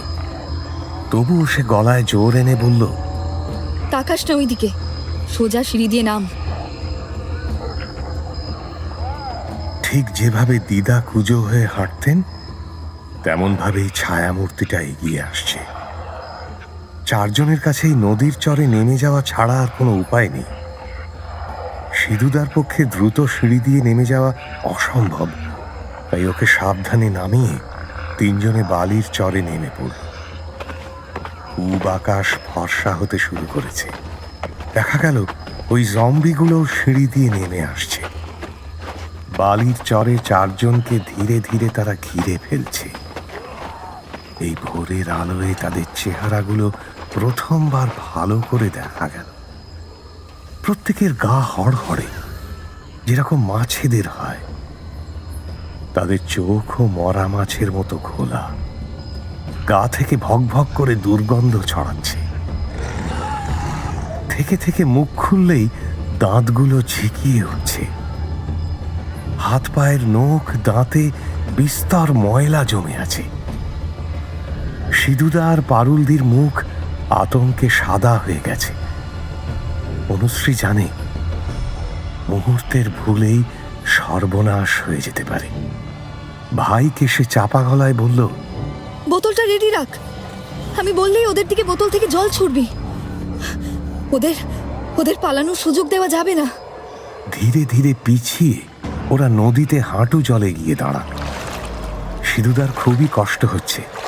ক্রাচটা ভিজে বালিতে গেঁথে যাচ্ছে, কিন্তু উপায় নেই। ওরা কাছে এগিয়ে ঠিক জলের ধারটায় দাঁড়ায়। ওরা নিজেরা নদীতে নামল। অর্ণব আর অনুশ্রী বুঝল এই মোক্ষম সুযোগ। অনুশ্রী চোখের ইশারা করতেই জলের বোতলটা নিয়ে অর্ণব একের পর এক জম্বির গায়ে মুখে জল ছুঁড়তে শুরু করল, আর তাতেই কাজ হলো। বুক ফাটা মরণ চিৎকার ছেড়ে এক একজন পুড়ে যেতে শুরু করলো। এদের কেউ কেউ তাদের ছোটবেলার বন্ধু, কাউকে তারা কাকু বলে ডাকত, কেউ প্রতি বছর জন্মদিনে আশীর্বাদ করতে। কিন্তু এখন এরা প্রত্যেকেই জম্বিতে পরিণত হয়েছে। অনুশ্রী চেঁচিয়ে বলল, সিধুদা, পারুলদি, নদী থেকে আজলা করে জল নিয়ে ছড়ো। তিনজন অক্লান্তভাবে নদী থেকে মুঠো ভরে জল নিয়ে ওদের দিকে ছুঁড়তে শুরু করল। এক একটা জম্বি পুড়তে পুড়তে মাংসের তালে পরিণত হচ্ছে, গা থেকে ধোঁয়া ছাড়ছে। এই দৃশ্য চোখে দেখা সহজ কথা নয়, কিন্তু আত্মরক্ষার খাতিরে এটা না করলেও তো এদের মতোই জম্বিতে পরিণত হতে হবে। একটু দূরে দাঁড়িয়েছিলেন দিদা। না, দিদা বলা ভুল, দিদার শরীরটুকুই পড়ে আছে। মগজে তার সামান্যতম অনুভূতিটিও বেঁচে নেই। দিদার সামনে ক্লান্ত পায়ে গিয়ে দাঁড়ালো অনুশ্রী, মুখ খোলা জলের বোতলটা শক্ত করে ধরা। হঠাৎ তার মনে হলো, কিভাবেই বা সে নিজের দিদাকে এতটা কষ্ট দেবে। হাজার হলেও সেই মানুষটা তো দাঁড়িয়ে আছে সামনে। তবে তাকে আর বেশি ভাবতে হলো না। পূব দিক আলো করে সূর্য উঠছে, টকটকে লাল আভা পৃথিবী জুড়ে ছড়িয়ে পড়ছে। সেই আলো গায়ে পড়তেই দিদা এক মুহূর্ত থমকে দাঁড়ালেন। তারপর হাড় কাঁপিয়ে দেওয়া একটা চিৎকার করে মাটিতে পড়ে ছটফট করতে লাগলেন। অনুশ্রী অর্ণবের কিচ্ছু করার নেই। এই মানুষটি মা বাবা সহ সমস্ত অভিভাবকের অনুপস্থিতিতে তাদের মানুষ করেছেন। এই বিশাল পৃথিবীতে বট গাছের মতো তাদের মাথার ওপর দাঁড়িয়েছিলেন। দুনিয়ায় অর্ণব অনুশ্রী নিজের বলতে একমাত্র ইনিই ছিলেন। তাকেই এভাবে চলে যেতে হচ্ছে পৃথিবী থেকে। দিদার মাটিতে পড়ে থাকা শরীর থেকে তখন দ্রুত বেগে ধোঁয়া উঠতে শুরু করল। অনুশ্রী আর পারল না। দিদাকে নিয়ে তার সমস্ত আনন্দের স্মৃতি একে একে মনে পড়তে লাগলো। অনুশ্রী ওই বালির চরে বসেই ডুকরে কেঁদে উঠল।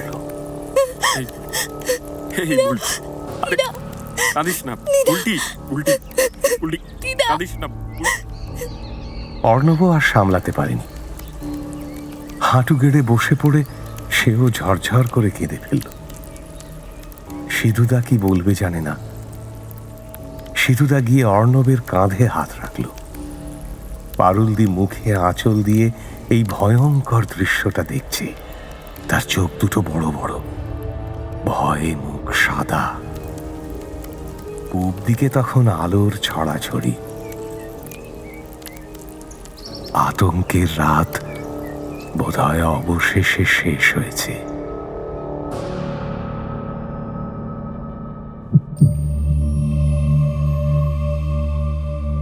এই গল্পের একটা পুনশ্চ আছে।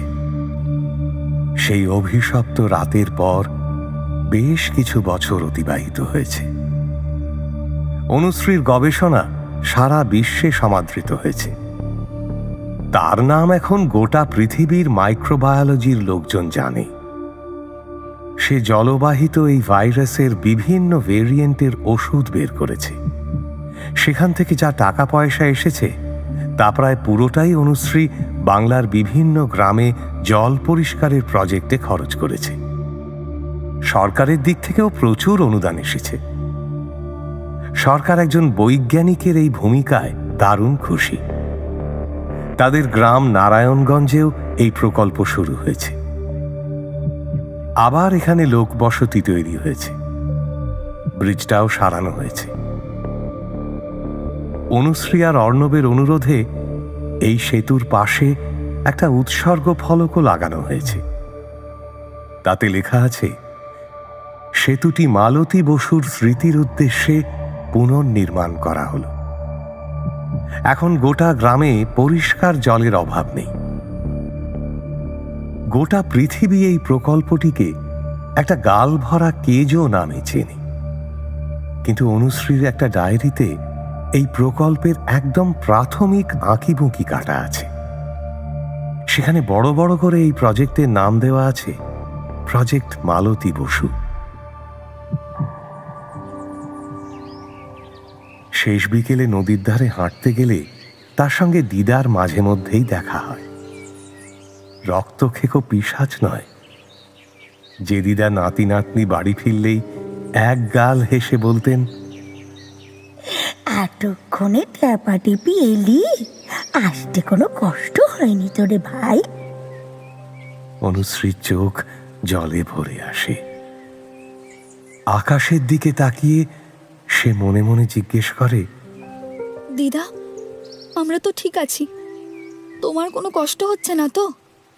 পশ্চিম আকাশে সূর্যাস্ত হয়।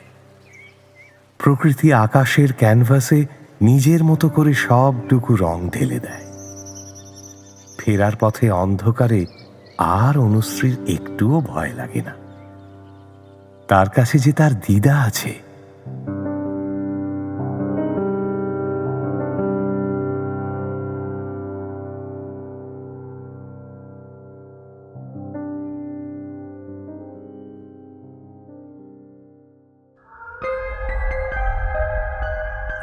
শুনছিলেন যখন ঘনায় অন্ধকার, পরের গল্প একটি ছুটির গল্প।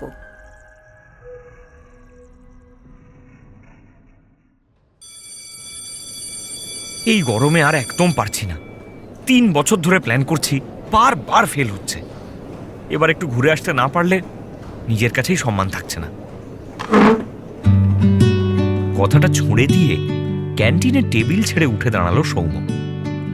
2 বন্ধুর কাছে কোনো উত্তর না পেয়ে কোনায় জানলার কাছে গিয়ে বাইরের দিকে তাকালো সৌম্য। তারপর তাচ্ছিল্যের স্বরে বলল, আমার না তোদের সঙ্গে বন্ধুত্ব করাটাই ভুল হয়েছে। কোনো উৎসাহ নেই, নতুন কিছু করতে চাস না, আর সব থেকে বড় হলো আমাকে তোরা কেউ সিরিয়াসলি নিসই না। একটা কথা বললাম, 2 মিনিট কেটে গেল, কোনো উত্তর পেলাম না। অয়ন আর রবি চেয়ার ছেড়ে গিয়ে দাঁড়ালো সৌম্যর কাছে। অয়ন কাঁধে হাত রেখে বলল, আরে তুই বড্ড অকারণে রাগ করিস। চুপ করে আছি, তার নিশ্চয়ই কোনো কারণ আছে। ঘুরতে যাওয়ার জন্য তো টাকা লাগবে ভাই, স্পন্সর কই? তুই না হয় টিউশন পড়াস, আমার আর রবি সেসব নেই। বাড়িতে টাকা চাইলে টাকে কটা চাঁটি পড়বে, টাকা ফাঁকা দেবে না। এইসব ভেবেই তো চুপ করে আছি ভাই। রবি দীর্ঘশ্বাস ছেড়ে বলল, আমি একটা হালকা ট্রাই করতে পারি, মানে ঠাম্মাকে রিকোয়েস্ট করে দেখতে পারি, পেনশন থেকে যদি কিছু ম্যানেজ করা যায়।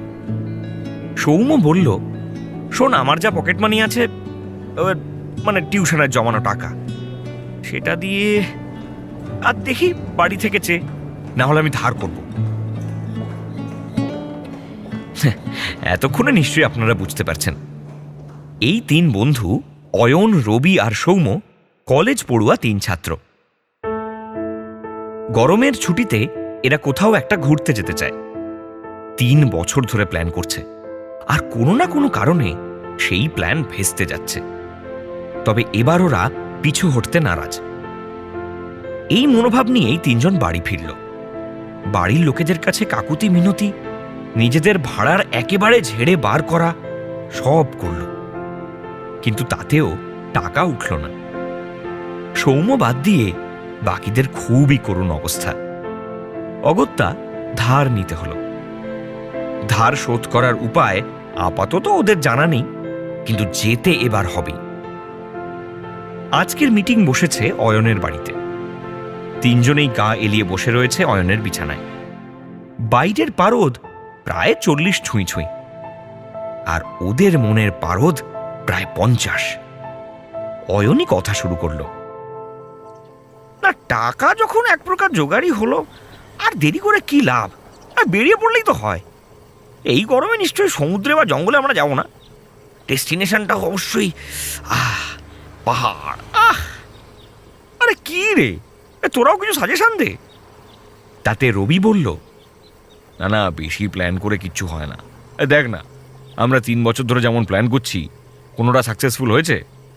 ওখানে গিয়ে কিছু প্ল্যান করা যাবে, মানে দার্জিলিং, কালিম্পং, সিকিম, এখন আবার অনেক অফবিট জায়গা হয়েছে, বুঝলি তো?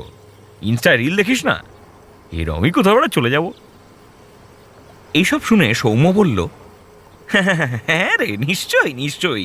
এই তো সবে আমার অ্যাকাউন্টে কয়েক লাখ টাকা ক্রেডিট হয়েছে, যেখানে বলবি চলে যাব। এসব হুজুগে বার্তা না বলে আমাদের একদম মেপে ফুল প্রুফ প্ল্যান করা উচিত, 1 পয়সা যাতে এক্সট্রা খরচ না হয়। আমি তো বলবো আমরা একটু খুঁজে দেখি উত্তরবঙ্গে আমাদের কোনো আত্মীয় থাকে কিনা। এই না না ভাই, নো গার্জিয়ান প্লিজ, একটু নিজেদের মতো করে আনন্দ করব, কারোর বাড়ি ফাড়ি নয়। এই শুক্রবার প্ল্যান করে রাতের কোনো একটা ট্রেন ধরে আমরা এনজেপি যাচ্ছি, ব্যাস নিজেদের মতো করে এনজয় করব। কনভেনশনাল দার্জিলিংয়েই চল, অফবিট সিকিমে ওসব পরে হবে। আজকের গোল বৈঠকের একটা পরিণাম বেরোলো, ডেস্টিনেশন দার্জিলিং। 3 জনেই খুব এক্সাইটেড, এই প্রথম কোনো অভিভাবক ছাড়া কলকাতার বাইরে যাচ্ছে। অয়ন, রবি, সৌম্য। হট করে কেমন যেন বয়সটা বেড়ে গেছে ওদের। দিবা স্বপ্ন দেখে 4 দিন কেটে গেল। অল্প কিছু গরম জামা, ওয়াকিং ব্যাগ আর উত্তেজনা নিয়ে দার্জিলিং মেলের স্লিপার ক্লাসে উঠে পড়ল 3 বন্ধু। স্লিপার ক্লাসে টিনের ডিব্বায় রাত কাটানো খুব একটা আরামদায়ক নয়, তবে ওদের মনের উত্তেজনা বাইরের পারদ অনেকটা কমিয়ে দিচ্ছে। রাতের খাওয়া ওরা বাড়ি থেকেই খেয়ে এসেছে, সাথে আছে কিছু শুকনো খাবার। একটা চানাচুরের প্যাকেট খুলল রবি, মুখে 1 মুঠো চানাচুর পুড়ে দিয়ে সৌম্যকে বলল,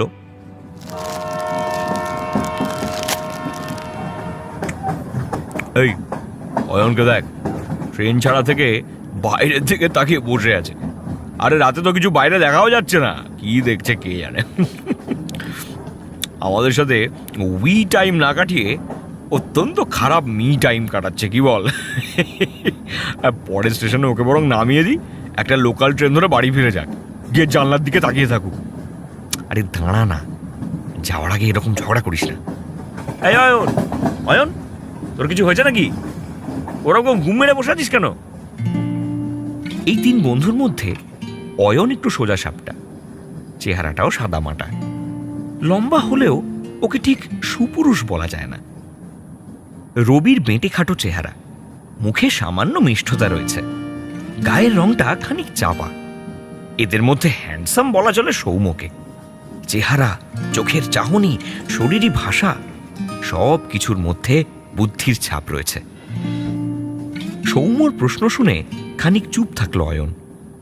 সৌম্য আবার জিজ্ঞেস করল, এই কি রে, কিছু হয়েছে নাকি তোর? উত্তর দিচ্ছিস না কেন? জানলার বাইরে থেকে চোখ সরিয়ে সৌম্যর দিকে তাকালো অয়ন। ওর মুখটা কেমন যেন ম্লান হয়ে এসেছে। মাথা নিচু করে বলল, জানি না রে, মানে হট করে ঠাম্মার কথা খুব মনে পড়ছে রে। ঠাম্মা চলে গেছে অনেকগুলো বছর হয়ে গেল। শেষ সময় বারবার বলতো, হ্যাঁ একবার আমাকে পাহাড়ে নিয়ে যাবি। মানে শরীরের যা অবস্থা ছিল তাতে নিয়ে যাওয়া সম্ভব ছিল না। মানে আজকে যখন ঘুরতে যাচ্ছি না, বারবার সেই কথাটাই মনে আসছে। কেমন জানি অপরাধী লাগছে নিজেকে। মানে আমার কি যাওয়াটা ঠিক হচ্ছে? আমি কি ঠাম্মার জন্য এইটুকু স্যাক্রিফাইসটা করতে পারতাম না? মানে তোরা ভাববি হয়তো আমি ভিত্তিহীন কথা বলছি, কিন্তু এতক্ষণ ধরে এগুলোই ভাবছি। পরিবেশটা একটু হালকা করতে রবি বলে উঠল, আরে ভাই শোন, একটা খেলা খেলি চল। তুই মন খারাপ করিস না, আমরা ট্রুথ অ্যান্ড ডেয়ার খেলতে পারি, বা বাংলার চোর পুলিশ, আর এমনি গল্পও করতে পারি। বাইরে কালো অন্ধকার আর মেঘও করেছে, তাতে কিন্তু আমরা একটা ভূতের গল্প করতে পারি, বুঝলি? মানে সৌম্যর কথা জানি না, আমি আর অয়ন কিন্তু ভূতে ভয় পাই ভাই। গল্প করতে করতে ভয়ও পেতে পারি না, কিন্তু হাসলে চলবে না। সৌম্য বা অয়ন উত্তর দেওয়ার আগেই চতুর্থ ব্যক্তির গলা শোনা গেল। ওদের উল্টো দিকের সিটে একজন শুয়েছিল। সেটা কিন্তু ওরা এতক্ষণ খেয়ালই করেনি। ভদ্রলোক উঠে বসেছে। এনাকে ঠিক ভদ্রলোক বলা উচিত কিনা সেটা ওরা বুঝতে পারছে না। ভদ্রলোকের পেল্লায় বড় দাড়ি, কালো গায়ের রং, মাথায় সিঁদুরের তিলক কাটা, লুঙ্গি আর তার সাথে লাল উত্তরীয় জড়িয়ে রেখেছে। সাজ পোশাকের অস্বাভাবিকতা স্পষ্ট, কিন্তু চাহনিটা তার থেকেও ভয়ঙ্কর। কেমন যেন তান্ত্রিকের মতো চেহারা। লোকটাকে দেখে ওরা তিনজনেই কেমন ঘাবড়ে গেল। ওরা কিছু বলার আগে লোকটা এবার বলতে শুরু করলো, ছায়াকাল আসার সময় হয়ে গেছে, কেউ বাঁচবে না, সবাইকে ধ্বংস করবে, কেউ বাঁচবে না। খোকারা, বাড়ি থেকে কেন বেরিয়েছ? তোমরা সাবধান হও, আমার কথা মনে রেখো। একবারে অনর্গল কথা বলে গেল লোকটা।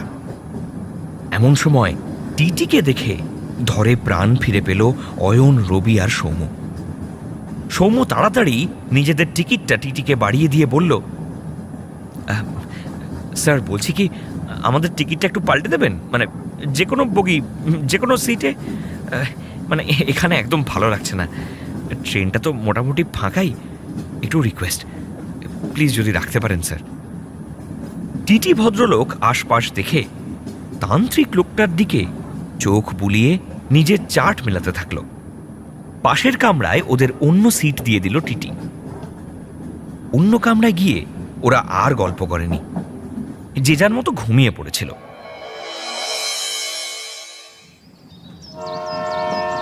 ওদের ঘুম ভাঙল প্রায় ভোর 5টা নাগাদ। বাকিদের দেখে স্বাভাবিক লাগলেও অয়নের মুখটা থমথমে, যেন কোনো খারাপ স্বপ্ন দেখেছে। এই ধরনের আলোচনা আর ওরা করল না।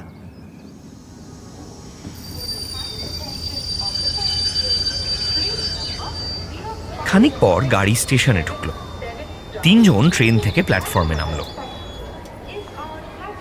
কাল রাত্রের ঘটনার ঘনঘটায় শুকনো খাবার কিছুই খাওয়া হয়নি। বাড়ি থেকে ডিনার করে এসেছিল তিনজন, কিন্তু এইবার পেট জানান দিচ্ছে, সেখানে কিছু না দিলেই নয়। সৌম্য দুজনের দিকে তাকিয়ে বলল, চল আগে কিছু খেয়ে নি, তারপর ওই বাস কিংবা শেয়ার্ড গাড়ি খুঁজে দার্জিলিংয়ের দিকে যাওয়া যাবে। ভীষণ খিদে পেয়েছে, চ। রবি কথা শেষ হওয়ার আগেই বলে উঠল, হ্যাঁ ঠিকই বলেছিস, পেটে ছুঁচো দৌড়চ্ছে। অয়ন তখনও মন মরা, একটু যেন উদাসীন। ঘুরতে যাওয়ার উত্তেজনাটা যেন পিছনে ফেলে এসেছে অয়ন। বাকি দুজনকে অনুসরণ করল সে। অয়ন গতরাতে একটা স্বপ্ন দেখেছে, বলা ভালো একটা দুঃস্বপ্ন। ওর কেন জানি না মনে হচ্ছে কিছু একটা খারাপ ঘটতে চলেছে। কেউ বা কারা যেন ওদের ফলো করছে, ঠিক সময়ের অপেক্ষা করছে। খানিক পরেই ওদের গায়ে থাবা বসাবে।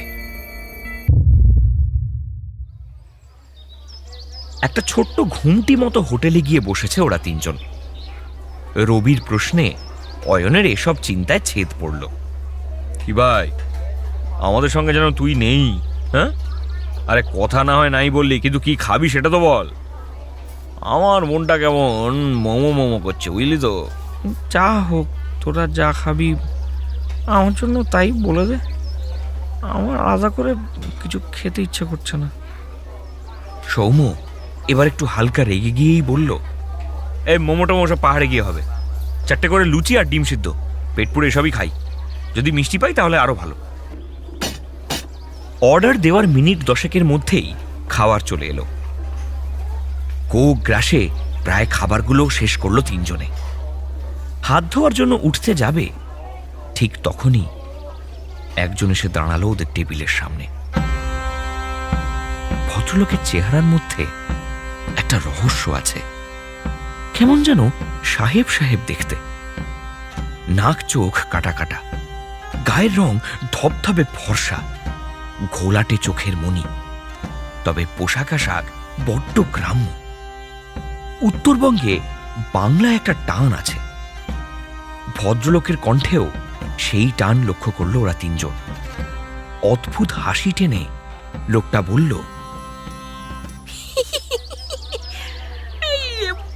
বলছি দাদা ওরা ঘুরতে যে কলকাতা থেকে এসছে বুঝি, গাড়ি লাগবে নাকি? কোথায় যাবে ঠিক করেছেন? এক নাগারে বেশ কয়েকটা প্রশ্ন ছুঁড়ে দিল ভদ্রলোক। সৌম্য একটু গম্ভীরভাবে উত্তর দিল, না গাড়ি আমাদের লাগবে না, ওই বাসে করে যাব। বাস স্ট্যান্ড যাওয়ার জন্য গাড়ি কোথায় পাবো বলতে পারবেন? সেটা বলে দিতে পারলে ভালো হয়। রবি কারুর দিকে না তাকিয়েই বলল, আপনি কত নেবেন বলুন সেটা। লোকটার চোখ কেমন জলজল করে উঠল। সে আপনারা যা দিবেন তাই নেব, তাই দিয়ে হয়ে যাবে। হোমস্টেটা আমার ব্যবসা, গাড়ি তো টুকটাক। অতিথি ঈশ্বর, আরে আপনারা কোথায় যাবেন বলেন, নিয়ে যাব, টাকার কথা ভাবতে হবে না। অয়ন সৌম্য তেমন একটা রাজি ছিল না, কিন্তু লোকটা এইভাবে বলায় চট করে না করতে পারল না ওরা। গাড়িতে গা এলিয়ে পাহাড় দেখার মজাও ছাড়তে পারল না। নিমরাজি হই ভদ্রলোকের সাথে চলে গেল তিন বন্ধু। লাগেজ 7 সিটার গাড়ির ডিকিতে রেখে সিটে উঠে পড়ল ওরা। ড্রাইভারের পাশের সিটে বসল সৌম্য, আর পিছনের দুটো জানলা দখল করল রবি আর অয়ন। শহর ছাড়তে বেশিক্ষণ সময় লাগলো না। একটু পরেই গাড়ি পাহাড়ের রাস্তা ধরল। একটু পরেই বসতি শূন্য হতে লাগলো। দ্রুত গতিতে ছুটে চলেছে গাড়ি। ঝর্ণা, নদী, পাহাড়, পাখি সব মিলিয়ে চোখ জুড়িয়ে যায়, কিন্তু একটা ছমছমে ভাব রয়েছে যেন। তিন বন্ধু চুপ করে রয়েছে। হই হুল্লোড় গল্প করতে করতে যাওয়ার কথা ছিল ওদের, কিন্তু এখন কারোরই মুখ থেকে শব্দ বেরোচ্ছে না। মনের ভাবটা যেন কেউ মন্ত্র করে বশ করে নিয়েছে। ওরা দার্জিলিং পৌঁছতে চায়, ম্যাল রোডের বিরাট ভিড়ের সাথে মিশে যেতে চায়। এই গাড়ি ওদের ভালো লাগছে না, শো শো করে ছুটলেও ওদের দম বন্ধ লাগছে। এসব 7-5 ভাবতে ভাবতেই সেবক ব্রিজ পেরোলো গাড়ি। অন্য সব গাড়ি যেদিকে গেল সেদিকে না গিয়ে সরু খাড়াই রাস্তায় উঠে গেল ওদের গাড়ি। পিছনের সিটে কেমন যেন ঝিমিয়ে পড়ছিল অয়ন আর রবি, কিন্তু সৌম্য সজাগ ছিল। অন্য রাস্তা ধরতেই সৌম্য গলা ভারী করে বলল, এ আপনি কোথায় নিয়ে যাচ্ছেন? আমরা যে বললাম দার্জিলিং যাব, এ রাস্তা তো দার্জিলিং যায় না। হ্যাঁ, কোথায় নিয়ে যাচ্ছেন আমাদেরকে? থামান, এক্ষুনি গাড়ি থামান। সৌম্যর চিৎকার শুনে ঘুম ভেঙে গেল অয়ন আর রবির। ভদ্রলোক মুখে হাসি টেনে বললেন, আরে দার্জিলিং 2 দিন পরে যাবেন, গেলে কোনো অসুবিধা হবে না বাবু, কিন্তু 2 দিন আমার অতিথি হয়ে থাকুন, আমার হোমস্টেতে থাকবেন, শরীর মন সব ভালো হয়ে যাবে। এই বলার ভঙ্গিটা কেমন যেন আদেশের মতো। অনুরোধ তো একেবারেই নয়, উল্টে না শুনলে চরম কিছু ঘটতে পারে। আশেপাশে লোক নেই, এই মুহূর্তে কিছু করে লাভ নেই। গাড়ি থামলে যা করার করতে হবে। এর কাছে যে কোনো অস্ত্র নেই সেটা কেই বা বলতে পারে। অয়ন ধরা গলায় বলে উঠল, আমাকে আমাকে তোরা কেউ পাত্তা দিস না, আমার কাল থেকে কিচ্ছু ভালো লাগছে না, এই লোকটাকেও ভালো লাগেনি, আমার একটাও কথা শুনিস না তোরা, আমার কোনো মতামত না নিয়ে গাড়িতে উঠে পড়লি, এবার দেখি বিপদ হয়। সৌম্য বলল, আরে আমরা একসাথে আছি, ভয় পাস না, দেখি না কি হয়। লোকটা হঠাৎ ভারী গলায় বলল, এখনো তো অনেক কিছু হওয়া বাকি আছে দাদাবাবু, এখনো কিচ্ছু হয় নাই। এই ট্রিপ আপনারা সব সময় মনে রাখবেন।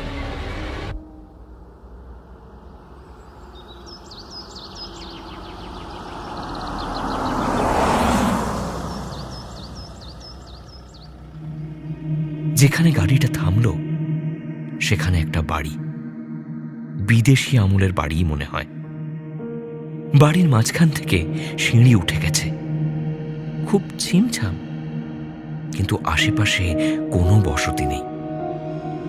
ভদ্রলোক ওদের আপ্যায়ন করার ভঙ্গিতে বলল, আরে দাদাবাবুরা ভিতরে যান, ভিতরে যান, আমি লাগেজ নিয়ে আসছি।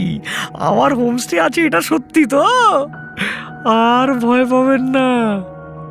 2 দিন এখানে কাটান, আপনাদের ভালো লাগবে।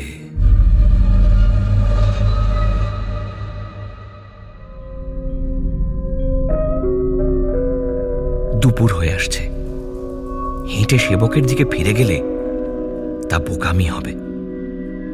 তার থেকে হোমস্টেটায় গিয়ে দেখা ভালো।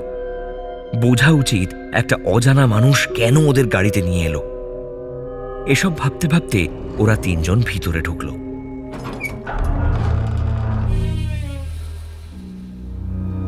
ভিতরে গিয়ে একেবারে অবাক হয়ে গেল 3 বন্ধু। হোমস্টে, এ তো একেবারে হেরিটেজ হোটেল বলা চলে। দামি দামি আসবাবপত্র, বিদেশি ছবি, মূর্তি, গ্র্যান্ডফাদার ক্লক, আর যেদিকে চোখ যায় সেদিকেই অ্যান্টিক। এবার ভদ্রলোক রিসেপশনের ঘরে ঢুকে এলো। দুম করে রবি প্রশ্ন করে বসল, আচ্ছা দাদা, আপনার হোমস্টেতে কত লোক আসে? মানে শুধু কি বড় লোকরাই আসে? কত রোজগার আপনার? এত অ্যান্টিক কিনলেন কিভাবে? মানে এত প্রপার্টি সামলান কিভাবে আপনি? দাঁত বের করে লোকটা বলল, বাবা, এই জন্যই তো আপনাদের নিয়ে আসতে চাইছিলাম দাদাবাবু। আরে নিজের ছোট্ট হোমস্টেটা কিরকম বানাইছি আপনাদেরকে দেখাবো বলে। আমার অনেক ব্যবসা আছে, সব মিলিয়ে মিশিয়ে হয়ে যায়, সেসব পরে হবে। আগে আপনাদের ঘর খাবার এসব গুছিয়ে দিই। ও দাঁড়ান, আপনাদেরকে মিনির সাথে দেখা করিয়ে দিই। আমি শুধু লোক নিয়ে আসি, বাকি সবটা মিনিই সামলায়। অয়ন জিজ্ঞেস করলো, আপনাদের কোনো কাজের লোক নেই? লোকটা বলল, আমি আর মিলিয়ে সবকিছু করি, আর বেশি তো লোক হয় না, এই ম্যানেজ হয়ে যায়। আর দাঁড়ান, আমি আসছি। লোকটা ডান পাশের একটা দরজার দিকে এগিয়ে গেল।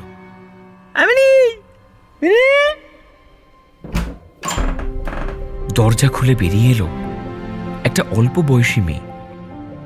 এরকম মায়াবী চেহারা সচরাচর দেখা যায় না। মেয়েটির চেহারাতেও একটা বিদেশি ছাপ রয়েছে। টানা টানা চোখ, টিকালো নাক, সুন্দর করে আঁকা ঠোঁট, মুখে গোলাপি দুতি।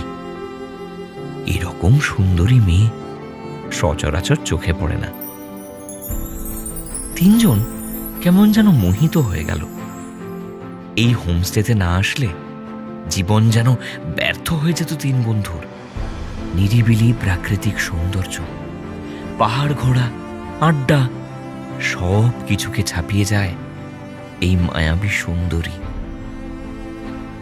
মনে আর কোনো দ্বিধা রইল না ওদের। এখন ভয়ও করছে না। মেয়েটি একটা লম্বা ওভারকোট পরে আছে। এগিয়ে এসে বলল, হ্যালো, আমি মিনি, রিসেপশনিস্ট, কুক, সব কিছুই বলতে পারেন। মিনিও বলতে পারেন। ওপরে উঠে বাঁদিকের ঘরটা আপনাদের জন্য গোছানোই আছে। তৈরি হয়ে নিচে নেমে আসুন, নিচে ডাইনিং রুম। আপনাদের নামগুলো এন্ট্রি করতে হবে। আগে ফ্রেশ হয়ে নিন, তারপর বাকি ফর্মালিটি। মেয়েটি কোনো উত্তরের অপেক্ষা না করেই কথাগুলো পরপর বলে গেল। কেমন যেন ইনস্ট্রাকশন দেওয়ার মতো।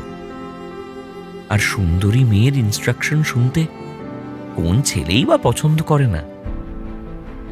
মেয়েটির ইনস্ট্রাকশন শুনে উপরে উঠে গেল রবি, আর ওকে ফলো করলো সৌম্য আর অয়ন। সৌম্য খেয়াল করলো ওরা চলে যাওয়ার পর মেয়েটি আর লোকটি কি যেন আলোচনা করছে। ঘরে ঢুকে লকটা বন্ধ করে রবি বলল, ভাই ভয় রাগ কিছুই আর হচ্ছে না রে। এ তো ড্রিমল্যান্ড আর ড্রিম গার্ল। আমার নিজেকে লাকি মনে হচ্ছে, সঙ্গে যদিও তোরাও লাকি। জুতো খুলতে খুলতে সৌম্য বলল, লাকি নাকি জানি না, কিন্তু মেয়েটি লাকি হতে পারে। মানে আমার মতো এত ভালো একটা ছেলের সাথে ওর আলাপ হলো, লাকি নয়? আমি অত কিছু জানি না, এক কথায় হেব্বি দেখতে। কালকে স্বপ্ন টপ্ন ভুলে গেছি আমি। আচ্ছা চল চল চল, আমরা ফ্রেশ হয়ে যাই। ওই রূপে তো লক্ষ্মী, গুণে সরস্বতী কিনা সেটা তো দেখে আসতে হবে। দুপুরের খাওয়া বেশ এলাহি ভাবেই হলো। পাহাড়ি সবজির তরকারি, ভাত, পাহাড়ি দেশি মুরগির ঝোল, ডাল, ভাজা, 3-4 রকমের সুইট ডিশ, সব মিলিয়ে ভোজ বলা যায়। খেয়ে উঠে হাত ধুতে যাচ্ছিল সৌম্য। ওর কাঁধ ধরে টেনে অয়ন বলল, এই 5 স্টার ট্রিটমেন্ট তো ভালোই লাগছে ভাই, তবে কত খসবে? হ্যাঁ, এই সুন্দরী মেয়ে দেখে আমরা গুলে গেছি সেটা ঠিক আছে, কিন্তু মানে এটা নিয়ে কিন্তু এবার একটু টেনশন হচ্ছে। তোর কথাটা একেবারে উড়িয়ে দেওয়া যায় না, মানে সব কিছুই যেন কেমন একটা ঘোরের মধ্যে হয়ে চলেছে। প্রচুর টাকা চাইলে বলবো আমরা তো আসতেই চাইনি, আতিথেয়তা তো ভালোই। ঘরে এসে বিছানায় গা এলিয়ে দিল অয়ন। সৌম্য জুতোটা টেনে মোজা গলাতে শুরু করল। রবি বলল, একজন ঘুমিয়ে পড়ছিস, একজন জুতো পরছিস, কি করতে চাইছিস তোরা? আমাকে কি দল বাঁচতে হবে নাকি? ঘুমোবো না ঘুরতে যাব? আর ঘুরতে এসে আমি ঘুমানোর পক্ষপাতী নই। সৌম্য, আমি তোর সাথেই বেরোবো। অয়নের হাত ধরে টানার চেষ্টা করলো রবি। অয়ন বিরক্ত হয়ে বলল, স্যার তোরা যা, আমায় টানিস না, মাথাটা প্রচণ্ড ব্যথা করছে, একটু ওষুধ খাই, ঘুমাই, ঠিক হয়ে যাব। তোরা তোরা আমার জন্য ঘোড়াটা মাটি করিস না, তোরা যা, আমার কথা ভাবিস না। সৌম্য ভুরু কুঁচকে বলল, না তোকে একা রেখে যাব ভরসা পাচ্ছি না। মোবাইলে নেটওয়ার্ক তো এসে থেকেই দেখছি নেই, যোগাযোগেরও উপায় নেই যে কিছু হলে জানাবি। কিন্তু ঘোরা দরকার, সন্ধ্যের আগে একটু ঘুরে আসি। জায়গাটা সুন্দর কিন্তু রহস্যময়। লোকটা একদিকে ভদ্র বটে, কিন্তু মানে হাসিটা কিরকম একটা শয়তানের মতো। চেহারার সাথে কথা বলার ভাবের কোনো মিল নেই। আর মিনি বেশ সুন্দরী, কিন্তু এরকম মায়াবী সুন্দরী এই প্রপার্টিতে রান্না করছে। কেউ টাকা পয়সার ব্যাপারেও কিছু বলছে না। মানে একদম খারাপ ধরেই যদি এগোই, আমাদের যদি পালাতেও হয়, কিভাবে পালাবো, কত দূরে বসতি, এগুলো তো একবার জেনে রাখা ভালো নাকি? ঠিক আছে, তুই দরজাটা বন্ধ করে রাখ, আমরা এসে ডাকবো তখনই খুলিস, ঠিক আছে? তুই একটু রেস্ট নিয়ে নে। রবি চল আমরা ঘুরে আসি। অয়ন ওষুধ খেয়ে শুয়ে পড়ল। সৌম্য আর রবি বেরোতে যাবে, তখনই সেই ড্রাইভার ভদ্রলোক কোত্থেকে ছুটে এলো। দাদা বাবুরা কোথায় যাচ্ছেন? ওই তো বাঁ দিকে একটা চা বাগান আর ডান দিকে একটা কমলা লেবু বাগান। গ্রাম অনেক দূরে, পাহাড়ে কিন্তু ঝুপ করে সন্ধ্যা নামে। এর মধ্যে আর কোথায় ঘুরে বেড়াবেন? এই তো হোমস্টের পিছনে কিছুটা অর্গানিক ফার্মিং করছি, ওখানে ঘুরে আসতে পারেন। শাকসবজি এসব দেখুন, স্কোয়াশও আছে অনেক। আচ্ছা দাদাবাবুরা বিকেলে মোমো খাবেন তো? রবি বলল, মোমো? হ্যাঁ, বাহ বাহ বাহ, এ তো উত্তম প্রস্তাব। পাহাড়ে এসে মোমো খাবো না, আপনি ব্যবস্থা করুন। সৌম্য বলল, আমাদের নিয়ে ভাববেন না, সাথে টর্চ আছে, ঘুরতে এসেছি এখানে, একটু তো ঘুরি, কালকে না হয় ফার্ম দেখব। পিছন থেকে মায়াবী কণ্ঠস্বরে মিনি বলল, অয়নবাবুকে দেখছি না, ওকে রেখেই চলে যাচ্ছেন? সৌম্য তাতে বলল, না রেখে যাচ্ছি, ফেলে নয়, ও শরীরটা ভালো নেই, তাই একটু রেস্ট নিচ্ছে। But thanks for the concern. কথাটা ছুঁড়ে দিয়ে সৌম্য রবিকে নিয়ে হেঁটে চলে গেল কমলালেবু বাগানে। প্রায় 3 কিলোমিটার অবধি হেঁটে ফেলেছে ওরা। কমলালেবুর বাগান অবশেষে দেখতে পেল, তবে সেখানে কোনো জনমানব নেই। পৃথিবীর এই দিকটা যেন কোনো ম্যাজিক করে কেউ ভ্যানিশ করে দিয়েছে। সব আছে, আবার যেন কিছুই নেই। বাগান যখন আছে, তাহলে বাগান করার লোকও থাকবে, কিন্তু কেউ নেই কেন? এদিক ওদিক ভালো করে দেখে একটা গুমটি দেখতে পেল সৌম্য। দ্রুত পায়ে এগিয়ে গেল ওরা। ওরা যখন হাঁটছে, 2 জোড়া পায়ের শব্দ হওয়া উচিত, কিন্তু দুজনেই শুনতে পেল ওদের সঙ্গে আরো 1 জোড়া পায়ের শব্দ, যেন একসঙ্গে 4 জন চলছে।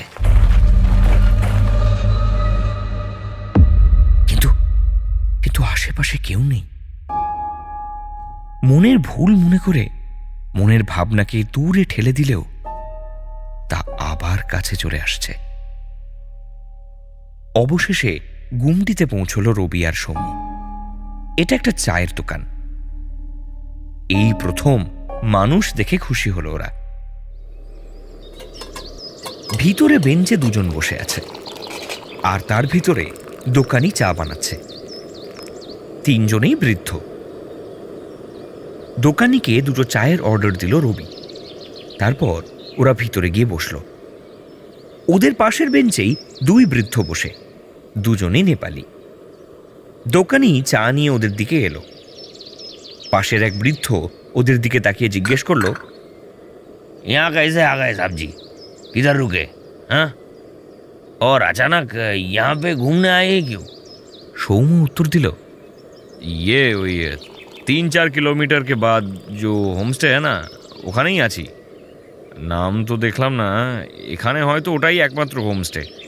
আচ্ছা, আপনারা বাংলা বুঝতে পারেন তো? हाँ, बांग्ला समझते हैं साहब जी। कौन ले आया आपको?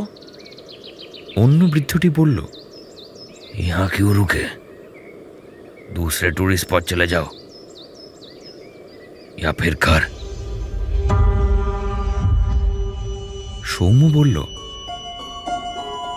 এরকম কেন বলছেন? ওরা কিছু বলল না, কিন্তু ওদের চাহনি অনেক কিছু বলে দিল। এই জায়গা সন্দেহজনক, এরকম কিছুই বোঝাতে চাইছিল ওরা। চায়ের দাম মিটিয়ে ওখান থেকে বেরিয়ে পড়ল সৌম্য আর রবি। হোমসের দিকে ফিরছিল ওরা। কিছুটা এগিয়ে পাশে একটা সরু রাস্তা দেখতে পেল সৌম্য। যাবে কিনা বুঝতে পারছিল না, তবু রবিকে বলল, রবি, এদিকটা চল, দেখে আসি। বেশি দূরে যাব না, মিনিট 5 হেঁটেই চলে আসবো, ঠিক আছে? রবি মাথা নাড়ল। বাঁদিকে ঢোকার পরেই 4 দিক অন্ধকার হয়ে এলো। বাড়তি পায়ের শব্দ আবার শুনতে পেল ওরা। ওরা হাঁটলে সে হাঁটছে, ওরা থাকলে শব্দ থাকছে। এগিয়ে একটা গাছ দেখতে পেল ওরা। গাছের চারপাশে একটা বেদি করা, মাঝে একটা মন্দির। বেদির উপর যিনি বসে আছেন তাকে দেখে ওদের মনের ধুকপুকুনি দ্বিগুণ হয়ে গেল। যেতে ভয় করছে, কিন্তু এদিকে না গেলেও নয়। একজন মানুষ পাওয়া গেছে, যদি কোনো সুরাহা হয়। সেই আশায় ওরা এগোতে থাকে। কাছে গিয়ে বুঝতে পারে এ তো সেই ট্রেনের তান্ত্রিক বাবা। প্রাণ ভয়ে পালাতে শুরু করে 2 জন। পিছন থেকে তান্ত্রিক বাবা ডাকতে থাকে, ওরে ওরে, তোরা যাস না, শোন আমার কথা, শোন, শুনে যা তোরা। তোদের বাঁচাতেই আমি এসেছি, ওখানে ফিরে গেলে খুব বিপদ। আমার কথা শোন, তোদের পালাতে হবে। পালা পালা, আর আরেক বন্ধুকে ডেকে নিয়ে পালা। তান্ত্রিক বাবার কোনো কথা না শুনে পাই পাই করে ছুট দেয় ওরা দুজন। একেবারে থামে হোমস্টের সামনে গিয়ে। হাঁপাতে হাঁপাতে কোনোভাবে নিজেদেরকে সামলায় সৌম্য আর রবি। খুব ভুল হয়ে গেছে ওদের। এখানে আসা, থেকে যাওয়া, এখন গ্রাম ঘুরতে যাওয়া, একটা কাজ ওরা ঠিক করছে না। এই সবই মনে মনে ভাবছিল, হঠাৎ একটা ছায়া ওদের সামনে থেকে বেরিয়ে গেল। সৌম্য আর রবি আরো ভয় পেয়ে গেল। সামনের ঝোপের কাছে ওই ছায়া দাঁড়িয়ে আছে। সৌম্য এগিয়ে গেল। রবি ডাকলো, ভাই যাস না, এখানে কে কি মতলবে আছে, যাস না ভাই। সৌম্য এগিয়ে গেল। টর্চ জ্বালিয়ে দেখতে পেল সেখানে একটা বিড়াল ছানা বসে আছে। সৌম্য কোলে তুলে নিল বিড়াল ছানাটাকে। তারপর সাহস পেয়ে রবিও সেদিকে এগিয়ে গেল। বিড়ালটাকে দেখে এবার হালকা হাসি খেলল দুজনের ঠোঁটে। রবি বলল, অনেক হয়েছে ভাই, চল আমরা ঘরে যাই। বিড়াল ছানাটাকে নিয়েই চল, অয়নকে দেখাই। সৌম্য বলল, বাইরে কি হয়েছে এসব অয়নকে বলতে চাস না, ও এমনি নার্ভাস গোছের, ভয় পেয়ে যাবে। তার থেকে চল কোনো রকমের রাতটা কাটিয়ে কালকেই বেরিয়ে যাব। লোকটা যাই বলুক, টাকা নিক না নিক, আমরা কাল যাচ্ছি আর এটাই ফাইনাল। বাইরে থেকে ওঠার সময় ভদ্রলোক কিংবা মিনি কাউকেই দেখতে পেল না ওরা দুজন। ঘরে ঢুকতে যাবে তখনই শুনতে পেল ভিতর থেকে ভেসে আসছে একটা মহিলা কণ্ঠ। সৌম্য মনে মনে ভাবল, অয়ন আর মিনি কি কথা বলছে? অয়নের শরীর খারাপ, এদিকে গল্প করছে, স্ট্রেঞ্জ। আর মিনি এখন ঘরে কি করছে? সৌম্য ঘরে ঢুকতে যাচ্ছিল, রবি ইশারা করে ওকে দাঁড়াতে বলল। বাইরে থেকে ওরা শোনে মিনি নরম সুরে অয়নকে বলছে, আপনার বন্ধুরা কিন্তু ভারী স্বার্থপর। দেখছেন আপনাকে ছেড়ে কেমন চলে গেছে। আপনার শরীর খারাপ শুনেই জানিয়ে এলাম। এতবার নক করলাম, আপনি তো দরজাই খুলছিলেন না। এত অনুরোধ করতে খুললেন। আমাকে কি দেখে ভয় পাচ্ছেন আপনি? অদ্ভুত মানুষ কিন্তু আপনি। সুন্দরী মহিলার ডাকে সাড়া দেয় না, এরকম পুরুষ মানুষ কিন্তু আমি দেখিনি। আর একটা কথা বলবো আপনাকে, আপনাদের তিনজনের মধ্যে আপনাকেই আমার ভালো লেগেছে। বিশ্বাস করুন, আমি কিন্তু একটুও মিথ্যে বলছি না। টানা কথাগুলো বলে গেল মিনি। অয়ন কেমন যেন ভ্যাবাচাকা খেয়ে গেল। ওর যে ঠিক কি বলা উচিত ও বুঝতে পারছে না। আমতা আমতা করে বলল, আমাকে আপনার সত্যি? মিনি দাঁড়িয়েছিল, অয়ন বসেছিল। মিনি মাথা ঝুঁকিয়ে মুখটা অয়নের মুখের কাছে নিয়ে গেল। তারপর আঙুল দিয়ে চুলের রেখা ধরে বোলাতে শুরু করল। অয়ন বড্ড সাদামাটা, ফিমেল অ্যাটেনশন সে খুব যে পায় না তা নয়, তবে এরকম এক সুন্দরী মহিলা গায়ে পড়ছে কেন সেটাও বুঝবার আগেই অনেক কিছু ঘটে যাচ্ছে। মিনি এবার ওর ওভারকোটের পকেট থেকে একটা সুতো বের করে অয়নের হাতে বেঁধে দিল। তারপর ওর চোখের দিকে তাকিয়ে বলল, এবার থেকে তুমি পুরোপুরি আমার। আমি যা বলবো তুমি তেমনটাই করবে, কেমন? আর বাইরে দাঁড়িয়ে থাকতে পারল না সৌম্য। খুব জোরে দরজা ঠেলা মেরে ঘরে ঢুকে বলল, কি করতে চান আপনি ওকে? হ্যাঁ, কি করতে চান আপনি ওকে দিয়ে? ঠিক সময় না আসলে বুঝতেও পারতাম না আপনি ওর প্রেমে পড়েছেন। মিনির সুন্দর মুখ হট করে ফ্যাকাশে হয়ে গেল। এই প্রশ্ন ও আশা করেনি। কেমন হকচকিয়ে গেল মিনি। তারপর বলল, প্রেম হতে যাবে কেন? বন্ধুত্ব বলেও তো একটা জিনিস হয়, মানুষের ভালো করতে নেই। কিন্তু আপনারা ভুল ভাবছেন, আমার এটা একদম ভালো লাগছে না। সৌম্য কিছু বলার আগে অয়ন বলল, তোরা ওকে কিছু বলবি না, প্রেম বন্ধুত্ব এটা আমরা বুঝবো, তোরা এর মধ্যে ঢুকিস না। যেই ছেলে সারাক্ষণ চুপচাপ থাকে, ভয়ে ভয়ে কথা বলে, তার কথা বলার ভঙ্গিতেই কেমন আলাদা ভাব। এ যেন অয়ন কথা বলছে না, ওর ভিতর থেকে অন্য কেউ ওকে দিয়ে এভাবে কথা বলাচ্ছে। রবির ভীষণ ভয় করছে। অয়নের চোখের মণি কেমন কালো থেকে সবুজ হয়ে গেছে। মিনি ওর দিকে তাকিয়ে কেমন যেন পৈশাচিক ভাবে হাসছে। কি ঘটছে সৌম্য আর রবি কিছুতেই বুঝে উঠতে পারছে না। তখনই অয়নকে নিয়ে ঘর থেকে বেরিয়ে যায় মিনি। সৌম্য আর রবি কি বলবে তা ঠিক করে উঠতে পারে না। হট করে সৌম্য অয়নের হাতটা খামচে ধরে, আকুতি করে বলে, ভাই ভাই তুই যাস না ভাই, তোর কি হয়েছে বুঝতে পারছি না, যাস না ভাই, এরা শয়তান, তুই এদের ফাঁদে পা দিস না। এক ঝটকায় সৌম্যকে খাটের ওপর ফেলে দেয় অয়ন। তারপর শয়তানের মতো হেসে বলে, আমি এতদিনে মুক্তির রাস্তা খুঁজে পাচ্ছি, মুক্তির রাস্তা, জীবনের উদ্দেশ্য খুঁজে পেয়েছি। তুই আমায় যেতে না করছিস কেন? তোর মনে হয় আমি কথা শুনবো? আমি মুক্তির পথে চললাম, নিজেদের ভালো চাস তো আমাদের সাথে আয়, না হলে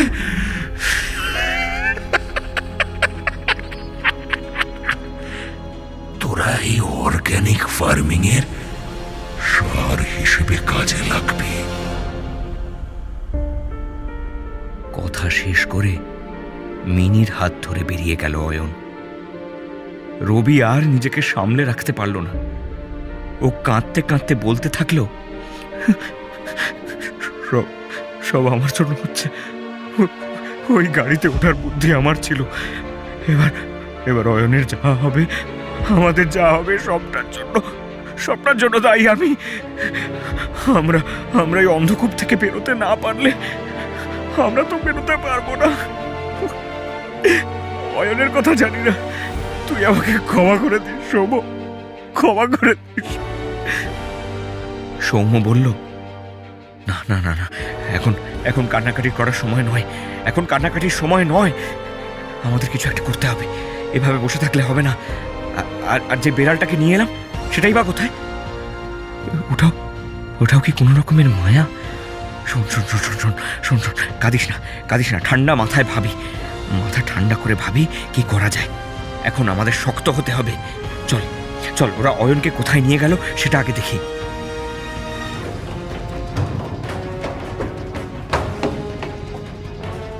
রবির হাত ধরে সিঁড়ি দিয়ে নেমে এলো সৌম্য। প্রথম দিন মিনি যে ঘর থেকে বেরিয়ে এসেছিল সেদিকে এগিয়ে গেল সৌম্য আর রবি। ঘরের মধ্যে একটা দরজা আছে, সেখান থেকে ওরা বাড়ির পিছনের বাগানে চলে এলো। বাইরে এসে দেখলো মাটির উপর পুতুল, লাল জল, কাপড়, চাল, আরো কত জিনিস সাজিয়ে বসে আছে মিনি আর ড্রাইভার। আর ওদের পাশে, অয়নের পাশে রাখা আছে হাঁড়ি কাঠ। বৃদ্ধ আর মিনি কি সব মন্ত্র উচ্চারণ করে চলেছে।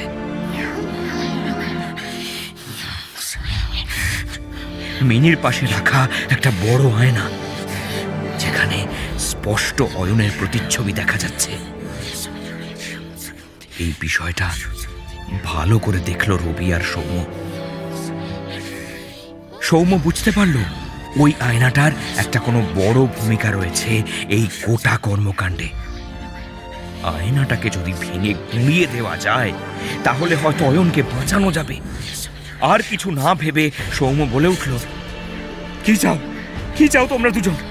কি চাও আমাদের কাছে? কি ক্ষতি করেছি আমরা? আমাদের বন্ধুকে ছেড়ে দাও এক্ষুনি। মন্ত্রোচ্চারণ থামিয়ে চোখ মেলল লোকটি। অদ্ভুত একটা হাসি হেসে বিদেশি টানে বলল, ছেড়ে দেওয়ার জন্য কি সেই এনজেপি থেকে ধরে এনেছি? কি দেখলেই মনে হয় তোমরা সহজেই ছাড়া পেয়ে যাবে। জানতে যখন চাইছো, তোমাদের একটু খুলে বলি।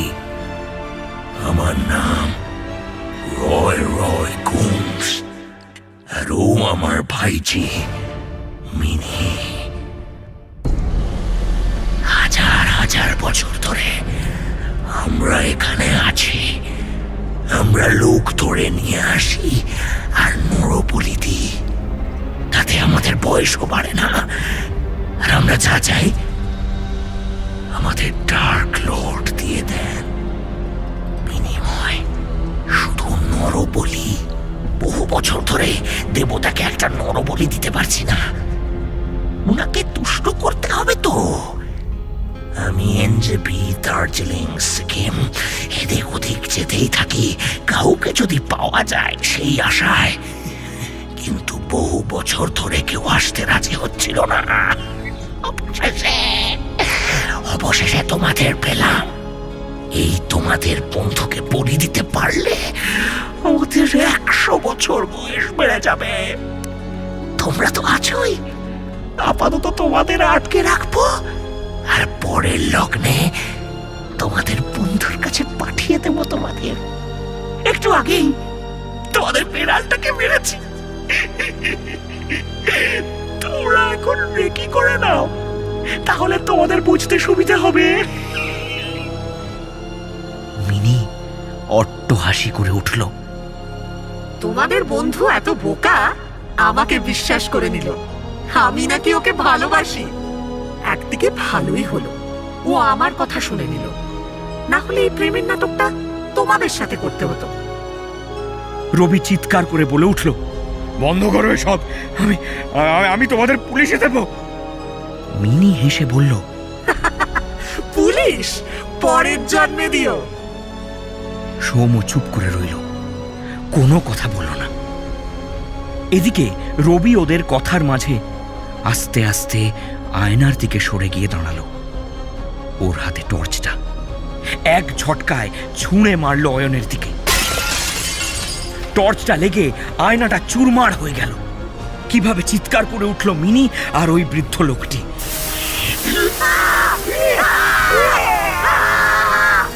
আয়না ভাঙার সঙ্গে সঙ্গে অজ্ঞান হয়ে পড়ে গেল অয়ন। রবি হট করে এসব দেখে কেমন যেন হকচকিয়ে গেল। ওর হাতে এক টান মেরে সৌম্য বলল, পরে ভাববি, চল চল চল, এখান থেকে বেরোতে হবে। তারপর দুজন অয়নের কাছে গিয়ে অয়নকে ওঠানোর চেষ্টা করলো। এই অয়ন, অয়ন, অয়ন, ওঠ, ওঠ, ওঠ, বেরোতে হবে অয়ন। এতক্ষণে মিনি আর বৃদ্ধের চিৎকার থেমে গেছে। মাটিতে পড়ে রয়েছে ওদের দেহ। অয়নের আস্তে আস্তে জ্ঞান ফিরতেই ও বলে উঠল, তোরা তোরা আমি কোথায়? আমার কিছু মনে নেই কেন? আমি কি কিছু করেছি? আমি কি কিছু করেছি? সব কথা পরে হবে, এখন এখন পালা পালা, চল চল চল। কোনো রকমে দৌড়ে হোমস্টে থেকে বেরিয়ে গেল তিন বন্ধু। কিছুটা ছোটার পর ওই তান্ত্রিক বাবার সাথে দেখা হলো ওদের।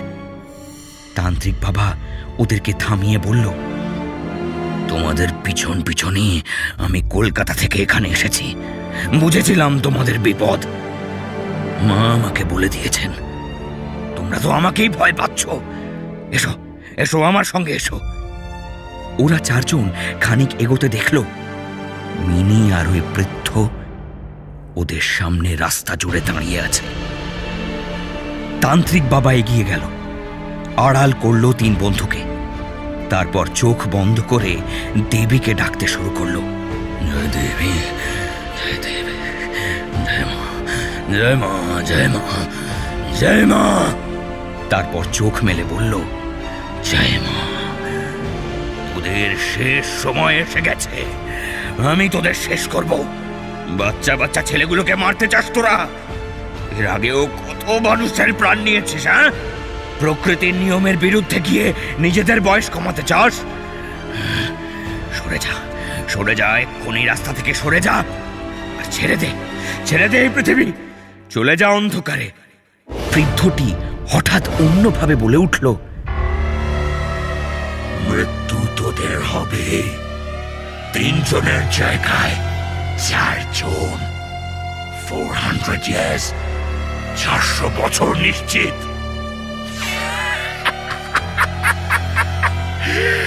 400 years! তান্ত্রিক তখনই ধুতির কোচরে রাখা কিছু গুঁড়ো বার করে তারপর সেটা ছুঁড়ে দেয় মিনি আর লোকটার দিকে। আর্তনাদ করতে করতে মিলিয়ে যায় লোকটা আর মিনি।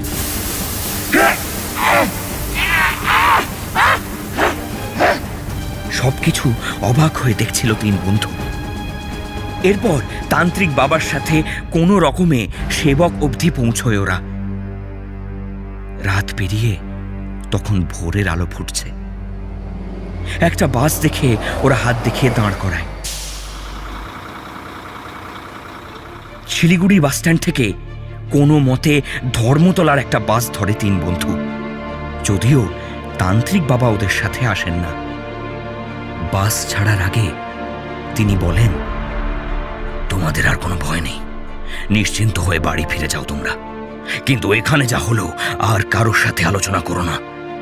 বাড়ির লোক দুশ্চিন্তা করবে, বাকিরা হেসে উড়িয়ে দেবে। তার চেয়ে মনের কথা মনে থাকাই ভালো। অয়ন লক্ষ্য করল ওর হাতে তখনও মিনির দেওয়া সুতোটা আছে। তান্ত্রিক বাবা এক টানে সেটা ছিঁড়ে ফেলল। ওদের দেওয়া পাপের অংশ তোমার শরীরে বাঁধা ছিল। বাড়ি ফিরে যে দেবতাকেই পুজো করো না কেন তার কাছে বসো। ঈশ্বর তোমাদের রক্ষা করুক। সৌম জিজ্ঞেস করল, আপনি আপনি আমাদের সাথে ফিরছেন না কেন? এই প্রথম তান্ত্রিক বাবাকে হাসতে দেখা গেল। লড়াই এখনো অনেক বাকি। এত তাড়াতাড়ি কি অন্ধকারকে শেষ করা যায়? তোমরা যাও, আবার দেখা হবে। 3 বন্ধু ফিরে এলো। ঘটনার অনেক দিন কেটে গেল। সৌম, রবি আর অয়নের জীবন নানান দিকে বাঁক নিল। এই ঘটনার প্রভাব তাদের জীবনে বিশেষ পড়েনি।